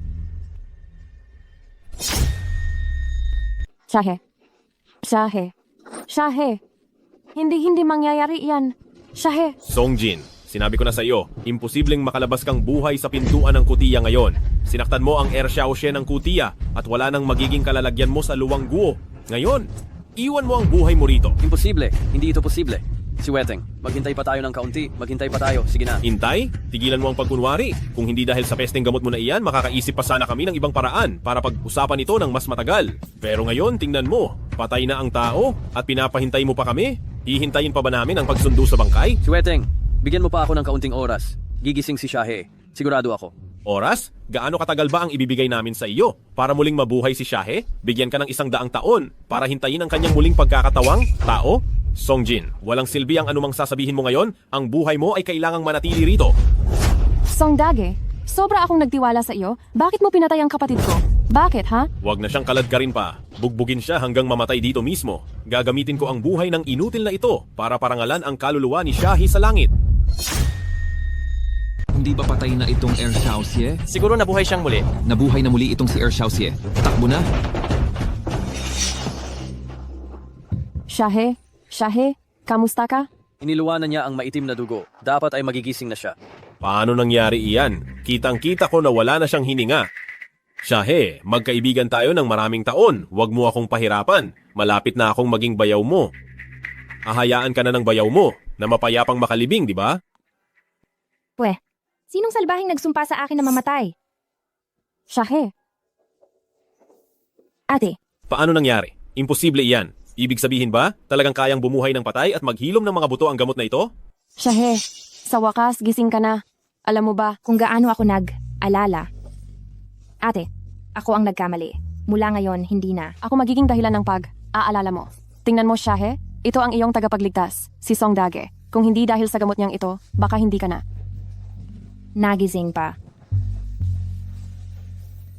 Ang sakit ng ulo ko. Ikaw pala. Iyon sa totoo lang, ikaw ang aking tagapagligtas. Kung hindi dahil sa iyo, na kumuha sa akin mula sa libingan, wala na ako ngayon. Pero sa kabilang banda, dahil ikaw ay ang Air Xiaoxie ng Kutia, bakit ka nakikisama sa mga nagnanakaw sa libingan? Nitong mga taon, sobrang hirap ng sitwasyon ng Kutia. Mula nang mawala ang lolo ko, ang kaguluhan ng Kutia ay ipinasa sa aking ate. Nakikita ko siyang labis na nababagabag araw, at nasasaktan din ako. Bilang tauhan ng Kutia at bilang ang Air Xiaoxie ng Kutia, gusto ko ring gumawa ng anumang bagay para sa Kutia. Kahit ano paman. Kaya sumali ka sa samahan ng mga magnanakaw sa libingan at gusto mong makakuha ng kayamanan na magpapasikat sa iyo upang malutas ang mga problema ng Kutia? Ngunit simula nang makasama ko si Song Dage, napagtanto ko na hindi ito para sa akin. Kaya pinutol ko na ang ugnayan ko sa mga magnanakaw sa libingan. At pagkatapos, araw-araw, nasa loob ako ng bahay at nag-iisip kung ano ang maaari kong gawin para sa pamilyang ito. Hanggang isang araw, may nakita akong isang tao na hindi ko inaasahan. Ibinebenta niya ang mga arian ng Kutia. Paalis na sana ako para pigilan siya, pero hindi ko alam kung bakit. Nahimatay ako. Kaya, ano talaga ang nakita mo sa sarili mong mga mata? Sino ang taong iyon? Nakita ko mismo, totoo at walang duda. Siya, Zixu Tongtian. Nakipagsabuatan siya sa mayordomo, at ang mga share at koleksyon ng aming Kutia ay ibinebenta niya lahat sa mababang presyo. Ang mga peste na ito, siguro ngayon ay kinain na ang Kutia. Napakang honeycomb briquette. Ika nga! Binibining dakil ako. Dumating ako ngayon upang humingi ng tawad sa inyo. Noong nakaraan, ako ay walang pinag-aralan. Hindi ko nakilala ang pagkatao ng binibining dakila ko. Sana ay palampasin ninyo na ito at huwag ninyo na akong pansinin. Songjin, dahil sa relasyon nating dalawa, pwede mo ba akong ipagtanggol sa harap ni binibining ko? Ang relasyon nating dalawa. Anong relasyon iyan? Iyan ay relasyon ng mag-asawa, syempre. May kasabihan, ang pagsasama, may kabutihang walang hanggan. Dahil nagkasama tayo bilang mag-asawa, mayroon pa rin tayong pagmamahalan, tama ba? Zhang Mengje, ngayon pa lang ba makikipag? Usap ka sa akin tungkol sa pagmamahalan, hindi ba masyado ng huli? Aray, hindi huli. Talagang hindi huli. Nasa harapan naman tayo ni Binibining Gu. Huwag mong sabihing nasa harap tayo ng binibining dakila ko. Hindi mo ba nakikita na ang dakilang guro ng iyong guro ay nakaupo sa lupa? Eksperto Shu? Kayo? Bakit kayo nakaupo sa lupa? Nakaupo siya sa lupa dahil nabunyag ang pagkakabuklod niya sa katiwala ng Kutia upang nakawin ang kayamanan ng aming Kutia. Wala na siyang matatakbuhan. Ano? Ito? Ha? Sakto ang dating mo. Siguradong ang bagay na ito ay may kinalaman din kay Wang Lian. Sige, ihatid ko kayong dalawa ng sabay sa kulungan ng Luwang Guo. Ang piging na inihanda ng Kutia sa pagkakataong ito talaga namang napakagara ay sino kaya ang namumuno sa Kutia nitong mga nagdaang taon. Nagbago ito mula sa dating pagkasira at itinayo nilang muli ang Kutia na noo inasa bingit ng pagbagsak. Ahaha. Sa loob ng 2 taon, maliban sa mga hindi inaasahang dumating, isa na rito ang Kutia. Talagang karapat. Dapat sila bilang isang matandang pamilyang mayaman. Ang Kutia ngayon ay isa ng bago at modernong Kutia. Ang kanilang lakas ay mas matatag kaysa dati, itinuturing silang pinuno ng mga angkan. Ha ha ha ha. Ibigay mo. Ibalik mo. Bitawan mo ako. Nangangahas kang agawin ng bagay ko? Hindi ba? Ibigay mo sa akin. Aray! Aray. Mayroon akong isang mahalagang anunsyo sa iyong lahat. Malugod nating tanggapin ang pinuno ng Kutia, ang binibining dakila ko, Luke Swell. Ngayon, mayroon akong isang bagay na i-anunsyo. Magpapakasal na ako. Ha ha ha. Magpapakasal na si Binibining Dakila Ku. Oo nga, ang Kutia na ngayon ang pinakamataas. Hindi ko alam kung sinong talentadong binata ang babagay sa ating binibining dakila ko. Maliban na lang sa taong biglang sumikat sa mundo ng mga antigo nitong nakaraang 2 taon. Papasukin si Songjin, ang pinakamayamang tao.